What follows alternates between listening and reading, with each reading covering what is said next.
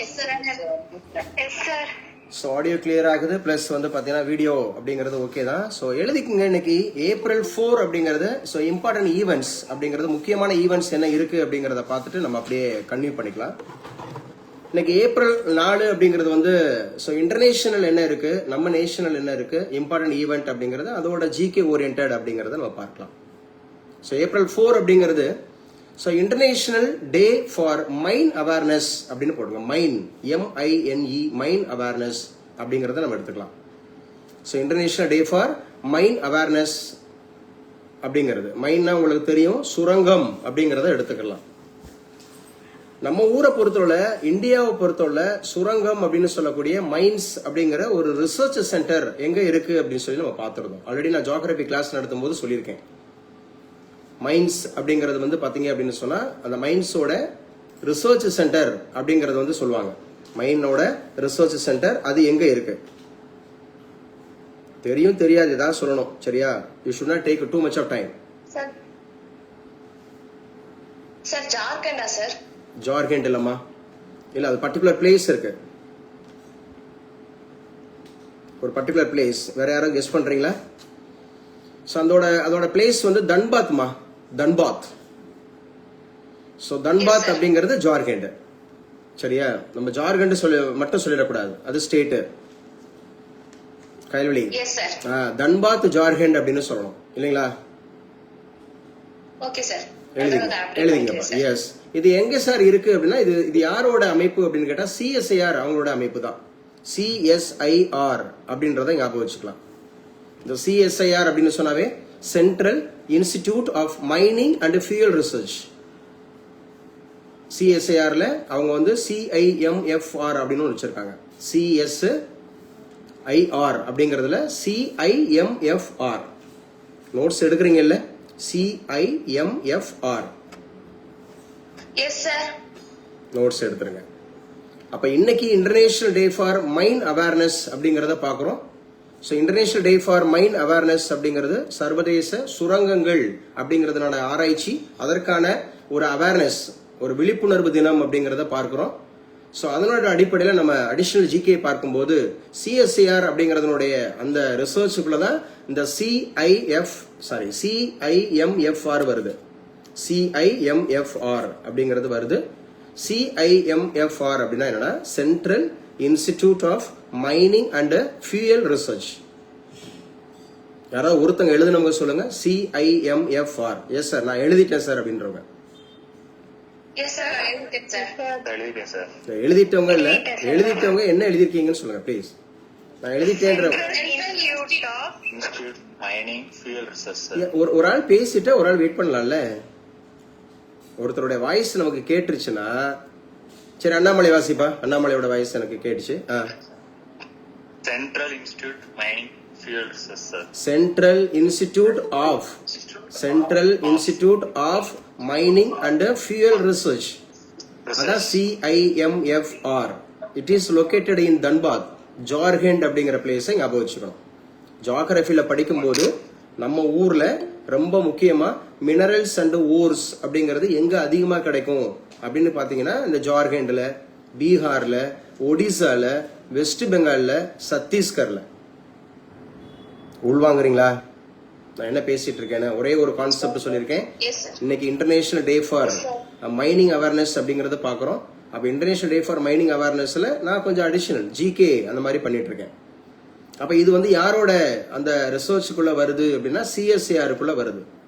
அப்ப CSIRனா என்னன்னா சென்ட்ரல் அந்த மாதிரி இருக்கக்கூடிய சயின்டிபிக் ரிசர்ச் அப்படின்னு சொல்லுவாங்க. Industrial, scientific and industrial research, central institute for science and industrial research அப்படின்னு சொல்லுவாங்க CSIRனா. சரி, நம்ம ஏற்கனவே சொல்லியிருக்கோம் CSIRோட இந்தியாவோட டைரக்டர் நம்ம காரைக்குடி பகுதியை சார்ந்தவங்க. அவங்க பேர் என்ன? இதெல்லாம் எத்தனையோ முறை சொல்லி இருக்கிறேன். நான் இருக்கேனா கிளாஸ்ல ஃபர்ஸ்ட் அப்படியே முழிச்சிட்டு இருக்கிறது. காரைக்குடிக்காரங்க, நம்ம காரைக்குடியில சிக்ரியில ஒரு டைரக்டரா இருந்தவங்க தான் CSIRோட இந்தியா டைரக்டரா இருக்காங்க. அவங்க காரைக்குடி பகுதியை சார்ந்தவங்க. நம்ம அது விமன் கேட்டகரியில சார்ந்தவங்க. ஒரு இந்தியாவினுடைய மிகப்பெரிய பொறுப்புல இருக்கிறாங்க R&Dல. அந்த CSIRோட கலைச்செல்வி அவங்க சார், டாக்டர் கலைச்செல்வி. பேர் சொல்லுங்க, உங்க பேர் சொல்லுங்க. Sweety sir. எஸ், கங்க்ராட்ஸ்மா. Doctor Kalaiselvi ma'am. Doctor Kalaiselvi ma'am அவங்க தான் சிஎஸ்ஆரோட இந்தியாவோட டைரக்டரா இருக்கிறாங்க.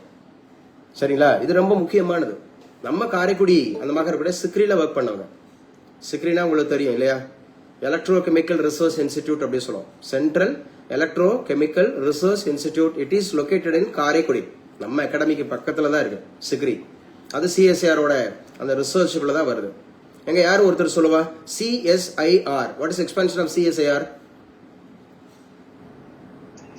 Central scientific and industrial research. Central அப்படிங்கிறது சயின்டிபிக் அண்ட் இண்டஸ்ட்ரியல் ரிசர்ச். அதுல தான் நமக்கு CIMFR அப்படிங்கிற அது ஒரு விங். அது என்ன சார்னா central institute of mining and fuel research. மையமை. ஏன் நம்ம இன்னைக்கு CSIR பத்தி CIMR பத்தி நம்ம பேசிட்டு இருக்கோம்? ஏன்னா இன்னைக்கு international day for mining awareness. Yes, international day for mining awareness அப்படிங்கறது தான் நமக்கு முக்கியமானது.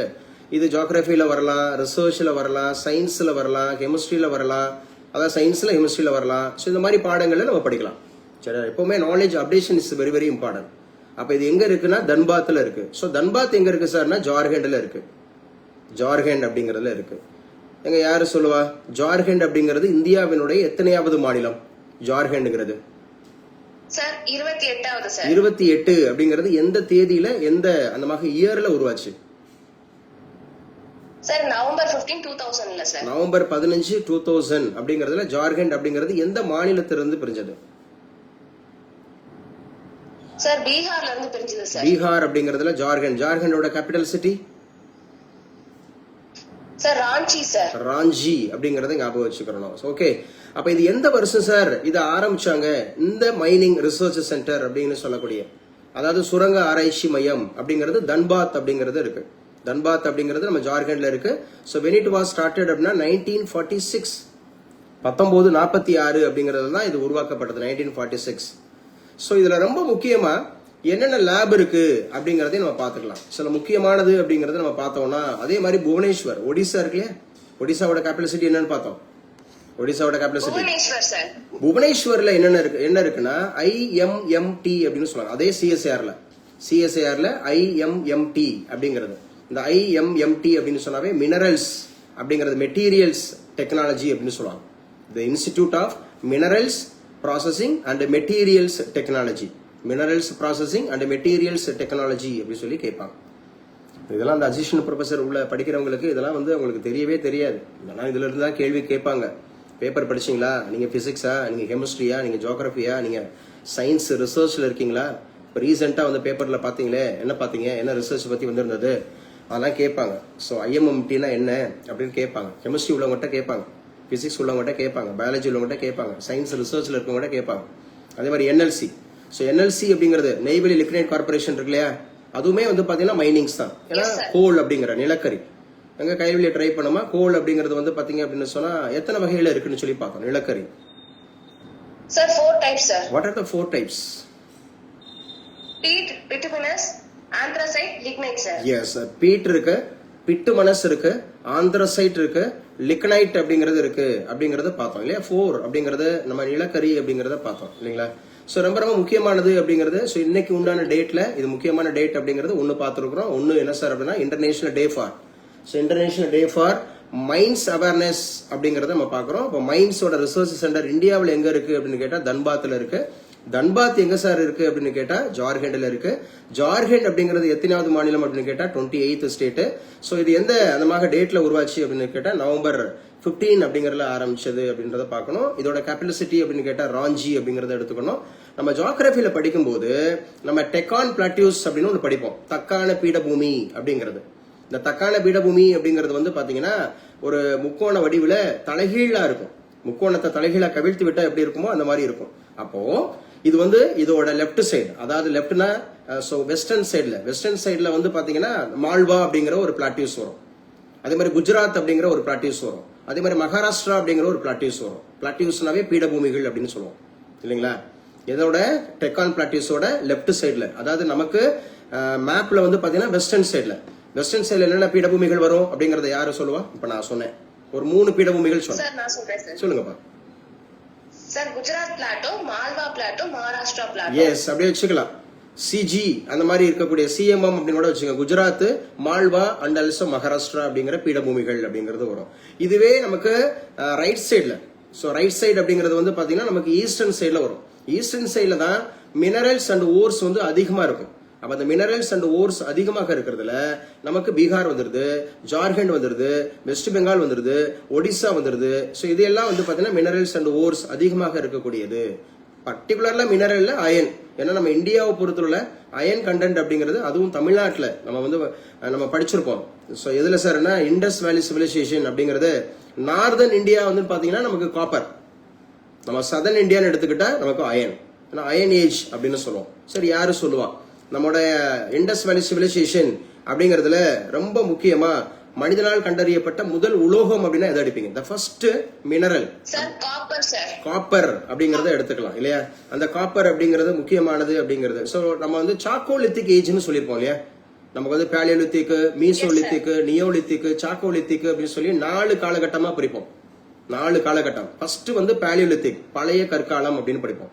அதுக்கப்புறம் வந்து பாத்தீங்கன்னா மீசோலித்திக், இடை கற்காலம் அப்படின்னு சொல்லுவோம். அதுக்கப்புறம் நியோலித்திக் அப்படிங்கிறது அதான் வந்து பாத்தீங்க அப்படின்னு சொன்னா புதிய கற்காலம் அப்படிங்கிறது. அதுக்கப்புறம் தான் வந்து சாக்கோலித்திக் அப்படின்னு சொல்லுவோம். அது வந்து உலோக காலம். மற்றவங்களுக்கு வாய்ப்பு கொடுப்போம் கைல்வழி, மற்றவங்களும் பேசுறாங்கன்னு பார்ப்போம். அவங்க சொல்லலைன்னா நீங்க சொல்லுங்க, அவங்க சொல்லலைன்னா நீங்க சொல்லுங்க. ஓகேப்பா, ட்ரை பண்ணுங்கம்மா, மற்றவங்களும் ட்ரை பண்ணுங்க. எல்லாரும் பார்ட்டிசிபேட் பண்ணணும். எல்லாரும் படிச்சாதான் ஜெயிக்க முடியும். சும்மா வேடிக்கை பார்த்துட்டு இருந்தா, சும்மா நோட்ஸ் எடுத்து வச்சுட்டு இருந்தா அதெல்லாம் நமக்கு வந்து என்னதா சாத்தியமாகாது. பரீட்சைக்கு பாடம் படிக்கிறதை விட பரிச்சயமாகணும். அதே மாதிரி கற்றல் கேட்டல் நன்று, கேட்டல்ல சொல்வது நன்று, சொல்வது அப்படிங்கிறது தான் உங்களுக்கு வந்து பரிச்சயப்படுத்தும். ஸோ யாரு சொல்லுவா? இந்த சாக்கோலித்திக் அப்படிங்கிற இந்த மெட்டல் ஏஜ் அப்படிங்கறத நான் ஒரு ஷார்ட்கட் சொல்லி கொடுத்தேன். கம்முன்னு இருப்பாங்க பாருங்க. சரி, கைல்வழி ட்ரை பண்ணுமா? Don't take too much of time. கைல்வழிக்கும் ஞாபகம் இல்லையா? அம்மா நான் இருக்கேன்னா கிளாஸ் கட் ஆயிடுச்சா? சார் கிளாஸ்ல இருக்கோம் சார். கோட் வேர்ட் ஞாபகம் இல்ல சார். அந்த இது ஃபுல்லா ஞாபகம் இருக்கு சார். இது ஃபுல்லா எது ஃபுல்லா? எங்க அது ஃபுல்லா சொல்லுங்க சார். பேலியோலித்திக் இல்ல நான் இங்க பாருங்க, பேலியோலித்திக், மீசோலித்திக், நியோலித்திக்லாம் நான் கடந்துட்டேன். அதை கடந்து நான் சாக்கோலித்திக் வந்துட்டேன். சாக்கோலித்திக்ங்கிற மெட்டல் ஏஜை மட்டுமே ஒரு ஷார்ட்கட் சொல்லி கொடுத்தேன். சரிங்க, ஓகே. சிபிஐ, அதுக்கு பேரு சிபிஐ. இந்த சாக்கோலித்திக் அப்படின்னு சொல்லக்கூடிய மெட்டல் அப்படிங்கறத ஆர்டர்லி எடுத்துக்கிட்டீங்கன்னா ஃபர்ஸ்ட் வந்து காப்பர், காப்பருக்கு அப்புறம் புரோன்ஸ், புரோன்ஸுக்கு அப்புறம் தான் அயன். ஃபர்ஸ்ட் காப்பர் மனிதனால் கண்டறியப்பட்டது, அதுக்கப்புறம் புரோன்ஸ் வெங்கலம்னு சொல்றது, அதுக்கப்புறம் தான் அயன். இதுதான் முதல் முறையா கேள்விப்படுறீங்களா இல்ல சொல்லியிருக்கோமா சிபிஐ அப்படின்னு சொல்லிட்டு? சார் சொல்லியிருக்கோம் சார். சிபிஐ ஞாபகம் வச்சுங்க. மெட்டல் ஏஜ் அப்படிங்கறத சிபிஐன்னு சாரி கேட்கக்கூடிய மனசு இருக்கு, பரவாயில்ல. மத்தவங்க எல்லாம் வேடிக்கை பாக்குறீங்க. ஒருத்தர் கூட அதாவது ரிசல்ட்டை பிடிக்கணும், ஜெயிக்கணும். நான் சொல்றது எக்ஸிஸ்டிங் ஆஸ்பிரண்ட்ஸ் தான். ஸோ இது வந்து நியூ ஆஸ்பிரண்ட்ஸ் கிடையாது, சாரிமா, நான் உங்களை சொல்ல. ஆனா எக்ஸிஸ்டிங் ஆல்ரெடி படிச்ச ஆஸ்பிரண்ட் இருக்காங்க, பரிச்சயமாகாம இருக்கிறாங்க. நீங்க பரிச்சயமாகாம படிக்கிற இடத்த குறை சொல்லிட்டு போயிடக்கூடாது, வாய் திறந்து சொல்லணும். இப்ப பாருங்க, கிட்டத்தட்ட எவ்வளவு நேரம் கடந்துருச்சு பாருங்க. இப்ப நம்ம கிளாஸ் ஆரம்பிச்சது வந்து பாத்தீங்கன்னா 9:05 அப்படிங்கிறதுக்கு ஆரம்பிச்சோம். இப்ப 25 நிமிஷம் ஒரே ஒரு கான்செப்ட்ல தான் இருக்கேன். மைன்ஸ், இன்டர்நேஷனல் டே ஃபார் மைன். அப்ப மைனை பத்தி நான் சிஎஸ்ஐஆர் என்னன்னு சொல்லியிருக்கேன், சிஐஎஃப்எம்ஆர் அப்படின்னா என்னன்னு சொல்லியிருக்கேன், அந்த மைன்ஸோட ரிசர்ச் சென்டர் இந்தியாவில் எங்க இருக்குன்னு சொல்லியிருக்கேன். அது ஜார்க்கண்ட்ல இருக்குன்னா ஜார்க்கண்ட் வந்து எத்தனாவது மாநிலம்னு சொல்லியிருக்கேன். அப்புறம் நான் டெக்கான் பிளாட்டியூஸை பத்தி பேசிட்டு இருக்கேன். அதுல மேற்குல என்ன இருக்கு, கிழக்குல என்ன இருக்குன்னு பேசிட்டு இருக்கேன். அதுல நான் வந்து பேலியோலித்திக், மீசோலித்திக், நியோலித்திக், சாக்கோலித்திக் அப்படின்னு சொல்லி பேசிட்டு இருக்கேன். ஸோ இதுதான் உங்களுக்கு போட்டித் தேர்வுல ஜெயிக்க வைக்கும். சும்மா ஒரு எடுத்துக்கிட்டு இன்னைக்கு என்னென்ன டேன்னு சொல்லிவிட்டு அப்படியே ஒரு பேப்பர்ல வாசித்து விட்டுட்டு அப்படியே போறதெல்லாம் வந்து பாத்தீங்கன்னா இங்க ரிசல்ட் கொடுக்காது. இங்க மல்டிபிள் பர்சனாலிட்டி இருக்கணும், வெர்சடைல் அப்படிங்கிறது இருக்கணும், ஒரு ஒராசியஸ் ரீடரா இருக்கணும். ஸோ ரொம்ப எக்ஸலன்சி இருக்கணும். ஸோ ஒவ்வொரு பாடம் ஒரு பிரிவா படிச்சு பார்க்கணும். இப்படி இருந்தாதான் உங்களுடைய வெற்றிங்கிறது சாத்தியமாகும் அப்படிங்கிறது. அப்ப சிபிஐ அப்படிங்கிறவங்க புதுசா ஒருத்தவங்க கேட்டவங்க சொல்லுங்க, சிபிஐயோட எக்ஸ்பென்ஷன் என்ன?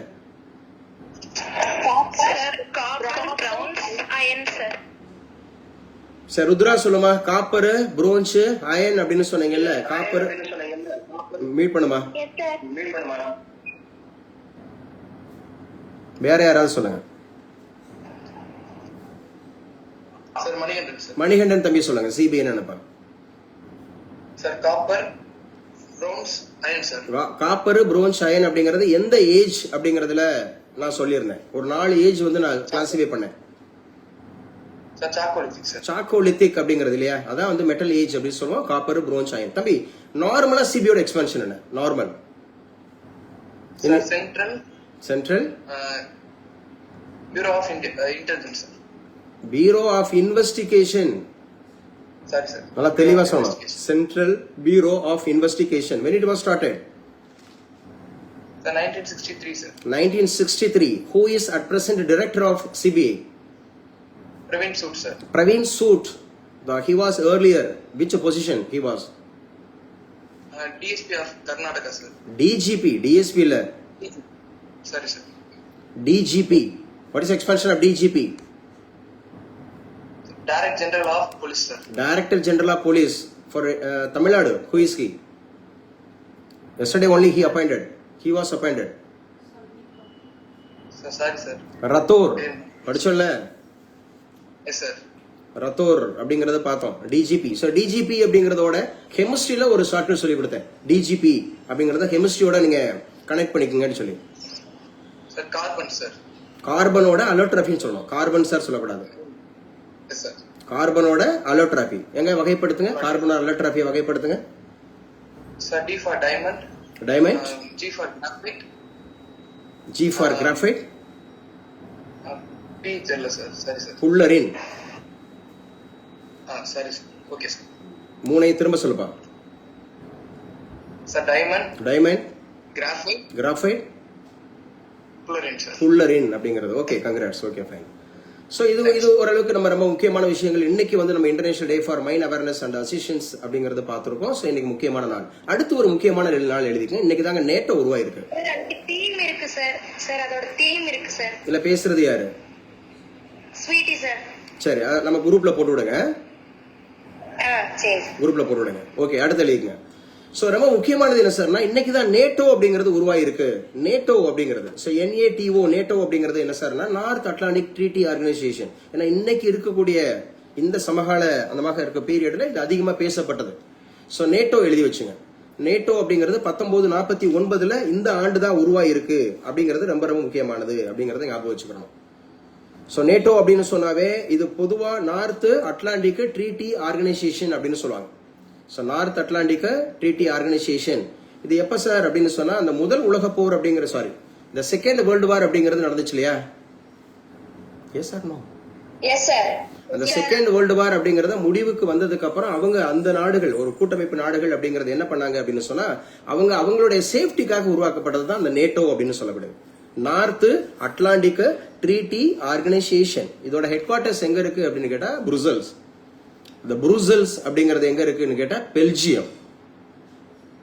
அப்ப இந்த இடத்துல வந்து பாத்தீங்க அப்படின்னு சொன்னா நேட்டோ அப்படிங்கறது உருவான நாள் அப்படிங்கறத பாக்குறோம். North Atlantic Treaty Organization. அப்ப North Atlantic Treaty Organization when it was established அப்படின்னு கேட்டா 1949. so where it the headquarters அப்படின்னு கேட்டா புருசல்ஸ். சோ புருசல்ஸ் அப்படிங்கிறது எங்க சார் இருக்குன்னு கேட்டா பெல்ஜியம் அப்படிங்கறத ஞாபகம் வச்சுங்க.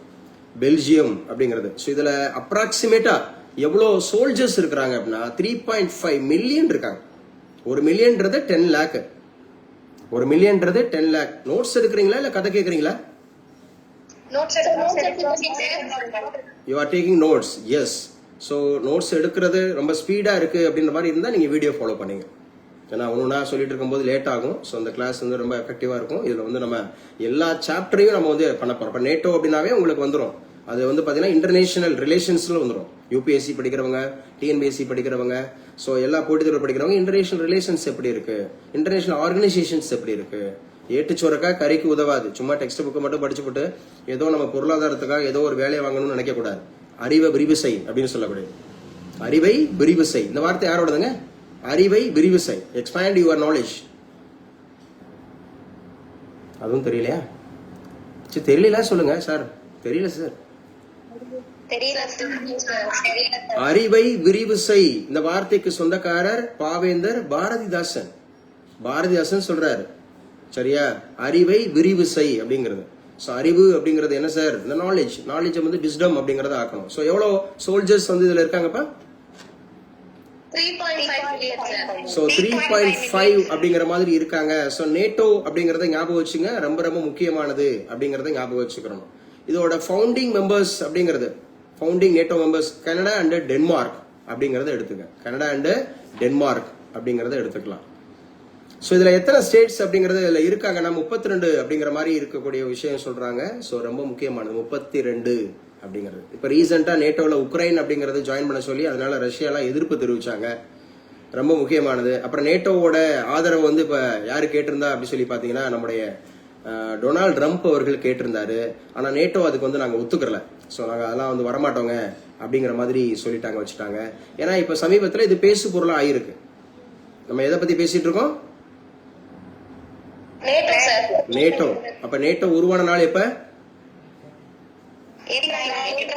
இன்னைக்குதான், ஏப்ரல் 4 அப்படிங்கிறது. ஏப்ரல் 4 இதோட ஹெட் குவார்டர்ஸ் எங்க இருக்கு? பிரசல்ஸ் அப்படின்னு சொல்லக்கூடியது பெல்ஜியம் அப்படிங்கறதுல இருக்கு அப்படிங்கறத பாத்திருக்கோம். சோ நெக்ஸ்ட் ஒன் அப்படிங்கிறது இன்னைக்கு உண்டான இம்பார்ட்டன்ட் டேஸ்ல என்ன இருக்கு அப்படிங்கறத பார்ப்போம். சோ என்ன சார் அப்படின்னா மார்ட்டின் லூதர் கிங். எல்லாருக்கும் வேர்ல்டு ஃபுல்லா ஃபேமஸ் இல்லையா?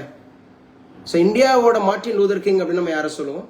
பொதுவா மார்ட்டின் லூதர் கிங் அப்படின்னு பாத்துட்டோம். சார் ராஜாராம் மோகன் ராய். எஸ். ஏன்பா மார்ட்டின் லூதர் கிங் அழைக்கப்படுறாரு? தயானந்த சரஸ்வதி தானே ராஜாராம் மோகன் ராய சொல்லுவாங்க? சார் ராஜாராம் மோகன் ராய் தானே சார்? ஐயோ, அது வந்து தயானந்த சரஸ்வதி மாது. நீங்க எங்க படிச்சீங்க? கன்ஃபார்ம் பண்ணுங்க. எஸ், அது ராஜாராம் மோகன் ராய் தான் சொல்றீங்க. நவீன இந்தியாவின் சிற்பி அப்படின்னா ராஜாராம் மோகன் ராய் இல்லையா? நேஷனல் ரினைசன்ஸ், தேசிய மறுமலர்ச்சியினுடைய தந்தை அப்படின்னு கேட்டா ராஜாராம் மோகன் ராய். இந்தியாவோட மார்ட்டின் லூதர் கிங் அப்படின்னு சொல்லி யார சொல்லுவோம்? சார் மகாத்மா காந்தி. மகாத்மா காந்தியா? இவங்க ரெண்டு பேரும், சார் தயானந்த சரஸ்வதி தான் சார். இவங்க ரெண்டு பேருமே கிடையாது, புதிதா ஒருத்தர் வந்துடுறாரு. ராஜாராம் மோகன் ராயும் கிடையாது, தயானந்த சரஸ்வதியும் கிடையாது, மகாத்மா காந்திஜியா? சோ அந்த இந்துக்கள் அப்படிங்கறது. சோ இவர் மார்ட்டின் லூதர் கிங் அப்படின்னு சொல்லக்கூடிய பத்தி எனக்கு தெரியும் சார், நான் தெரிஞ்சதை சொல்றேன்னு சொல்றவங்க யாராவது சொல்லுங்க. மார்ட்டின் லூதர் கிங் வேகமா. சார் மையமே பேசுங்க. மார்ட்டின் லூதர் கிங் பத்தி பேசுங்கப்பா. சார் மார்ட்டின் லூதர் கிங் வந்து அசாசினேஷன் ஆனது வந்து April 4 sir. April 4. Okay, good. இன்னைக்கு தான் நம்ம பேசிட்டோம் இல்லைங்களா? சோ மார்ட்டின் லூதர் கிங்க பத்தி வேற ஏதாவது தெரியுமா?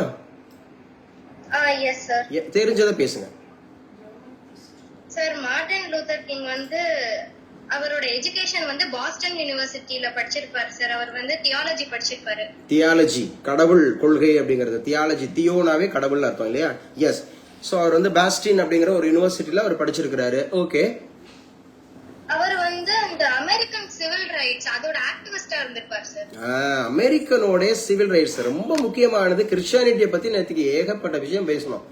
அவர் வந்து என்ன பண்ணாருன்னா இந்த ப்ராட்டஸ்டன்ட் அப்படிங்கிற ஒரு புதிய அந்த மாதிரி ஒரு சபையை தோற்றுவிப்பாரு. சோ அன்னைக்கு இருக்கக்கூடிய ஆதிக்கம் சபைகள் வந்து யாருடைய கையில இருந்துச்சு? சபைன்னு சொல்றது சர்ச். அந்த சர்ச் அப்படிங்கிறது ஏதோ ஒரு ஆளும் வர்க்கத்திட்ட தான் இருந்துச்சு. அவங்க ஒரு பாயிண்ட் ஆஃப் வியூ எடுத்துட்டு போனாங்க இல்லையா? சோ அப்படிங்கிற போது இவர் என்ன பண்ணார் அப்படின்னா ஒரு ப்ராட்டஸ்டன்ட் அப்படிங்கிற சொல்லக்கூடிய ஒரு தனி ஒரு சர்ச்சோட அமைப்பை கொண்டு வந்தார். ஸோ இவர் வந்து ஒரு புரட்சி பண்ணார். எதுல சார் அப்படின்னு சொன்னா அந்த கிறிஸ்டியானிட்டியில அவங்களுடைய சிவில் ரைட்ஸுக்காக அவர் வந்து நிறைய போராடினார் மார்ட்டின் லூதர் கிங். அதே மாதிரி பீஸ், அமைதிக்காக அவர் வந்து போராடினார். அதே மாதிரி ஆன்டி வார், அந்த போருக்கு எதிராக அவர் வந்து போராடினார். ஸோ யாரை பத்தி பேசிட்டு இருக்கோம் மையமை?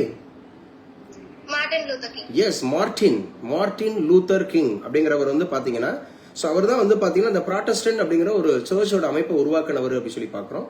இவர் வந்து ஒரு சிவில் ரைட்ஸ் அந்த மாதிரி இருக்கக்கூடிய ஒரு மூவ்மெண்ட்டை ஏற்படுத்திட்டு போனாரு. பீஸ் அப்படிங்கறதையும் எடுத்துட்டு போனாரு. ஆன்டி வார் அப்படிங்கிற மாதிரி போருக்கு எதிரான நடவடிக்கை எடுத்துட்டு போனாரு. இவருக்கு நோபல் பிரைஸ் அப்படிங்கிறது 1964 கொடுத்தாங்க. இவருக்கு நோபல் பிரைஸ் அப்படிங்கிறது வந்து 1964. ஸோ 1964 அப்படிங்கிறது தமிழ்நாட்டில் என்ன ஒரு முக்கியமான நிகழ்வு இருக்கு 1964ல? தெரிஞ்சவங்க பேசுங்க. எஸ், தனுஷ்கோடி அப்படிங்கிறது ஒரு அழிவானது அப்படிங்கிறது 1964. சரி, பிரைம் மினிஸ்டர்ஸ்ல என்ன 1964ல இருக்கு? பிரைம் மினிஸ்டர்ஸ்ல ஜவஹர்லால் நேரு இறந்துட்டாரு. அதுக்கப்புறம் யாரு பிரதமராக அதே வருஷத்துல பொறுப்பேற்றது? லால் பகதூர் சாஸ்திரி அப்படிங்கிறது. அபிநயா பேசிட்டு இருக்கேன்னு நினைக்கிறேன். லால் பகதூர் சாஸ்திரி அப்படிங்கிறது என்ன மனிதன் என்று அழைக்கப்படுகிறார்? த மேன் ஆஃப் பீஸ், அமைதி மனிதர். த மேன் ஆஃப் பீஸ் அப்படி சொல்லுவாங்க, அமைதி மனிதர் என்று அழைக்கப்படுகிறார். அவர் எந்த ஒப்பந்தத்தில் கையெழுத்திட்ட போது இறந்தார்? சரி, அபிநயாக்கு தெரியல, வேற தெரிஞ்சவங்க சொல்லுங்க. சார் மாஸ்டர் ஒப்பந்தம் சார். தாஸ்கண்ட் ஒப்பந்தம் அப்படிங்கிறது அந்த ஒப்பந்தத்தை கையெழுத்திட்ட போது அவர் இறந்தார் அப்படின்னு சொல்லி பாக்குறோம். சார் இப்ப சொல்லுங்க, மார்ட்டின் லூதர் கிங் எப்போது நோபல் பிரைஸ் கிடைச்சது?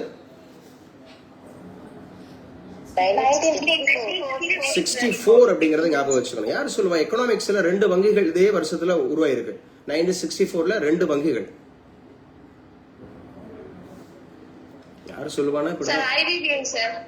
நல்லா சொல்லுமா? Sir IBBI sir. ஐபிபிஐ அப்படி ஒரு பேங்க் இருக்கா? எங்க ஐபிபிஐனா எக்ஸ்பிளைன் பண்ணுங்க. ஐபிபிஐ யுகே சார். ஐடிபிஐ அப்படின்றது industrial development bank of India. ஐடிபிஐ அப்படிங்கிறது உருவானது 1964. அதோடு கூட வந்து பாத்தீங்க அப்படின்னா UTI, unit trust of India. So unit trust of India உருவானது 1964 அப்படிங்கிறத எடுத்துக்கலாம். ஸோ 1964 இதெல்லாம் வந்து இம்பார்ட்டன்ட் ஈவெண்ட் எக்கனாமிக்ஸ் அப்படிங்கிறதுல பார்த்தோம். ஸோ நம்ம வந்து தமிழ்நாடு பார்த்தோம், இந்தியா பார்த்தோம். Yes, CVC central vigilance commission, central Kothari கல்விக்குழு. Abhinaya congrats. Manikandan CVC central Santhanam committee Kayalvizhi exactly correct. 1964 Santhanam குழு பரிந்துரை அப்படிங்கிறது 64 66 அப்படிங்கிறது. இதுதான் நமக்கு வந்து சிவிசி, சிபிஐ, லோக்பால், லோக் ஆயுக்தா இதெல்லாம் உருவாகிறதுக்கு மிக முக்கியமான காரணமா இருந்தது. அப்ப Santhanam committee 1964, CVC central vigilance commission 1964, அதோடு கூட கோத்தாரி கல்விக்குழு. இதான் 10+2+3 நம்ம சைக்காலஜிலையும் படிப்போம், எஜுகேஷன் சிஸ்டம்னு படிப்போம். 10+2+3 அப்படின்னு சொல்லுவாங்க. 10ஆம் வகுப்பு, அதுக்கப்புறம் ஒரு 2, அதுக்கப்புறம் வந்து ஒரு 3 அப்படிங்கிற மாதிரி இருந்தது வந்து இந்த கோத்தாரி கல்விக்குழு அப்படிங்கறத எடுத்துக்கணும். மத்தவங்க நோட் பண்றீங்களா? மத்தவங்க நியூ கமர்ஸ் நோட் பண்றீங்களா? New commerce. அப்ப இவரு நம்ம மார்ட்டின் லூதர் கிங் வந்து எந்த ஆண்டு பிறந்திருக்கிறாருன்னா 1929ல பிறந்திருக்கிறார். 1929 அப்படிங்கறதுல பர்டிகுலரா ஜான் 15ல பிறந்திருக்கிறார். மார்ட்டின் லூதர் கிங் பிறந்தது ஜான் 15, 1929. சார் இந்த ஜனவரி 15ல என்ன கேளுங்க, அதே மாதிரி 1929ல என்ன கேளுங்க. தெரிஞ்சா சொல்றேன், தெரியலன்னா தெரிஞ்சுக்கிறேன். ருத்ரகணி சொல்லுங்கப்பா. ஜான் 15 அப்படிங்கிறது என்ன நாளாக அனுசரிக்கப்படுது? நேஷனல் ஆர்மி டேன்னு சொல்லுங்க. ருத்ரா இங்க பாருங்க, நான் பேசுறது எனக்கே ரிப்பீட் ஆகும், டிஸ்டர்ப்டா இருக்கு. அதனாலதான் அப்பவே நான் வந்து மியூட் பண்ணுங்கப்பான்னு. மத்தவங்க யார் பேசும்போது எனக்கு ரிப்பீட் ஆகல. வேற யாராவது சொல்ல முடியுமா? சரி, ஓகே. ஜான் 15 சொல்லிட்டாங்க அவங்க. National army day. ஆர்மில ஹையஸ்ட் ரேங்க் ஹோல்டர் யாரு? ஆர்மில ஹையஸ்ட் ரேங்க் ஹோல்டர் மேஜரா? சொல்லுங்க. ஃபீல்டு மார்ஷல் அப்படிங்கிறது வந்து ஹையஸ்ட் போஸ்ட் கிடையாதுமா. சார் ஆர்மிக்கு ஜெனரல் சார். ஆர்மிக்கு வந்து ஜெனரல் தான் ஹையஸ்ட் போஸ்ட். போன கியூட் எக்ஸாம்ல கூட ஒரு அந்த இதுல ஏர் சீஃப் மார்ஷல் அப்படின்ற மாதிரி கேட்டிருந்தாங்க இல்லையா, யார் யார் என்னென்ன மாதிரி பொசிஷன்ல இருப்பாங்கன்னு. மார்ஷல் அப்படிங்கிறது, ஏர் சீஃப் மார்ஷல் அப்படிங்கிறது வந்து ஹையஸ்ட் போஸ்ட். எதுக்கு சார் அப்படின்னா இது ஏர் ஃபோர்ஸுக்கு. ஆர்மிக்கு தான் ஜெனரல். அதே மாதிரி கடற்படை நேவி அப்படிங்கிறதுக்கு அட்மிரல் அப்படிங்கறத ஞாபகம் வச்சுக்கணும். அட்மிரல் அப்படிங்கிறது. சரி, யாரு சொல்லுவா? ஜான் 15ல இவர் பிறந்திருக்காரு, அதுக்கான இம்பார்ட்டன்ஸ் ஒன்னு சொல்லிட்டோம். இவர் 1929ல தான் அவர் பிறந்திருக்கிறாரு. இந்த இயர்ல ஒரு முக்கியமான நிகழ்வு இருக்கு, 1929. லாகூர் காங்கிரஸ் ஸ்டேஷனுக்கு தலைமையேற்றவர் யாருப்பா? ஜவஹர்லால் நேரு அப்படிங்கிறது. லாகூர் காங்கிரஸ் ஸ்டேஷன் அப்படிங்கிறது அவர் முதல் நம்ம தேசிய கொடியை எங்க ஏத்துவார்? முதல் தேசிய கொடி அப்பதான் முதல்ல ஏத்தப்படும். அந்த ராவி நதிக்கரை அப்படின்னு சொல்லக்கூடியது யாரோட ட்ரிபியூட்டரி? ராவி. இண்டஸ் அப்படிங்கறதோட ட்ரிபியூட்டரிஸ் மொத்தம் எத்தனை? Sir 5 tributaries sir. What R they? Sir JCB Ravi ஞாபகம் வச்சுக்கலாம் சார். ஜேசிபி ரவி, ராவி சட்லெஜ் சார். ஜீலம், ஜீனாப், ராவி, பியாஸ், சட்லெஜ் அப்படிங்கறதுல ராவி நதிக்கரை அப்படிங்கறதுல கண்டறியப்பட்ட முக்கியமான சிவிலைசேஷன் அது. ராவி நதிக்கரையில ஹரப்பன் சிவிலைசேஷன் சார். என்ன சிவிலைசேஷன் சார்? ஹரப்பாவா? ஓ, ஹரப்பா சிவிலைசேஷன். அதான் நான் சொன்னேன், எம்ஜிஆர் ஞாபகம் வச்சுக்க சொன்னேன். ஷார்ட்கட் எம்ஜிஆர். அதான் எம் அப்படின்னு சொன்னா மாண்ட், ஜி அப்படின்னு கேட்டா கோமாரி, எம்னு கேட்டா மாண்ட், ஜி அப்படின்னு கேட்டா கோமாரி, ஆர் அப்படின்னு கேட்டா ராவி. சோ எம்ஜிஆர்னாவே அந்த கரகரன்னு குரல் இருக்கும் இல்லையா, அது வந்து எம்.ஆர். ராதா அவர்கள் வந்து பாத்தீங்கன்னா ஒரு ஷூட் பண்ணதுனால அவருடைய குரல் வளை அப்படிங்கிற பாதிப்பு ஏற்பட்டதுனால அதுக்கப்புறம் அவர் பேச்செல்லாம் வந்து கரகர குரல்ல தான் இருந்தார். அப்ப கரகர குரல் கரப்பா நீங்க ஞாபகம் வச்சுக்கலாம். எம்ஜிஆர் அப்படிங்கிறப்ப மான்ட்கோமாரி ராவி நதிக்கரை நீங்க ஞாபகம் வச்சுக்கலாம். இது வந்து முக்கியமா கரப்பா சிவிலைசேஷன். இதான் தயாராம் ஷஹானி அப்படிங்கிறவர் 1929ல கண்டுபிடிச்சாரு. 1921 ஹிஸ்டரியில படிப்பீங்க அப்படிதானமா? 1921 கராப்பா, தயாராம் ஷஹானி, மாட்டுக்கோமாரி மாவட்டத்துல ராவி நதிக்கரையில அந்த மாதிரி கண்டுபிடிச்சாங்க அப்படின்றத பாக்கணும். அங்கதான் 6 பெரிய தானிய களஞ்சியத்தை கண்டுபிடிச்சிருப்பாரு மாட்டிமர் வீடர். 1934 நேத்து கூட பார்த்தோம். 1934 படிச்சோமா? ஓகேங்க. இவர் இறந்தது இன்னைக்கு தாங்க. So April 4 1968 when he was 39 years old. பேசுங்க. 1929ல கிரேட் டிப்ரெஷனுமே அப்பதான் சார் நடந்துச்சு. the great depression அப்படிங்கிறது. yes 1939. yes அதே மாதிரி இவர் தான் உருவாக்கி இருக்காருங்க. மார்ட்டின் லூதர் கிங் அப்படிங்கிற உருவாக்குனது என்ன சார் அப்படின்னா இவர் தான் ஃபர்ஸ்ட் பிரசிடென்ட். எதோட ஃபர்ஸ்ட் பிரசிடென்ட் அப்படின்னா சதர்ன் கிறிஸ்டியன் லீடர்ஷிப் கான்ஃபரன்ஸ் அப்படிங்கிறது. சதர்ன் கிறிஸ்டியன் தென்னிந்திய திருச்சபைகள் அப்படிங்கறதனுடைய அந்த கான்ஃபரன்ஸ் அதற்கான மிக முக்கியமானது அப்படிங்கிறது. சோ இதுதான் மார்ட்டின் லூதர் கிங். அவரை பத்தி ரொம்ப முக்கியமான நிகழ்வுகள். இவர் வந்து ப்ராட்டஸ்டன்ட் அப்படிங்கிற ஒரு புதிய சபையை உருவாக்குனார் அப்படிங்கிறது முக்கியம். சோ ரொம்ப முக்கியமான சிவில் ரைட்ஸுக்கு அவர் போராடி இருக்காரு அப்படிங்கிறது முக்கியம். இவர் அசாசினேட் செய்யப்பட்டாரு. அசாசினேஷனாவே படுகொலை செய்யப்படுறாரு. அசாசினேஷன், கில்லு, டெத்து, சரியா, டை, அதே மாதிரி சைடு, இந்த மாதிரி ஏகப்பட்ட வார்த்தை இருக்கு. தெசாரஸ் கேள்விப்பட்டிருக்கீங்களா? மையமே தெசாரஸ்? நோ. கேள்விப்பட்டவங்க சொல்லுங்க. எஸ், நான் கேள்விப்பட்டிருக்கேன் தெசாரஸ். ஒருத்தருமே கேள்வி. தெசாரஸ்ன்றது புதுசா இருக்கா? ஓகே. டிக்ஷனரி கேள்விப்பட்டிருக்கீங்களா? S sir. சரி. who is called the father of dictionary? அல்லது அதை கம்பைல் பண்றவங்களுக்கு என்ன பேரு? இதெல்லாம் interview question. Exactly correct. Lexicographer is a person who compiles a dictionary. சரி, அப்படி யாரு தமிழ்ல முதல் டிக்ஷனரியை உருவாக்குனா? தமிழ்ல படிச்சிருப்போம். படிக்கவே இல்லையா? சதுர அகராதின்னு ஒண்ணு படிக்கலையா? அகராதினா டிக்ஷனரிமா?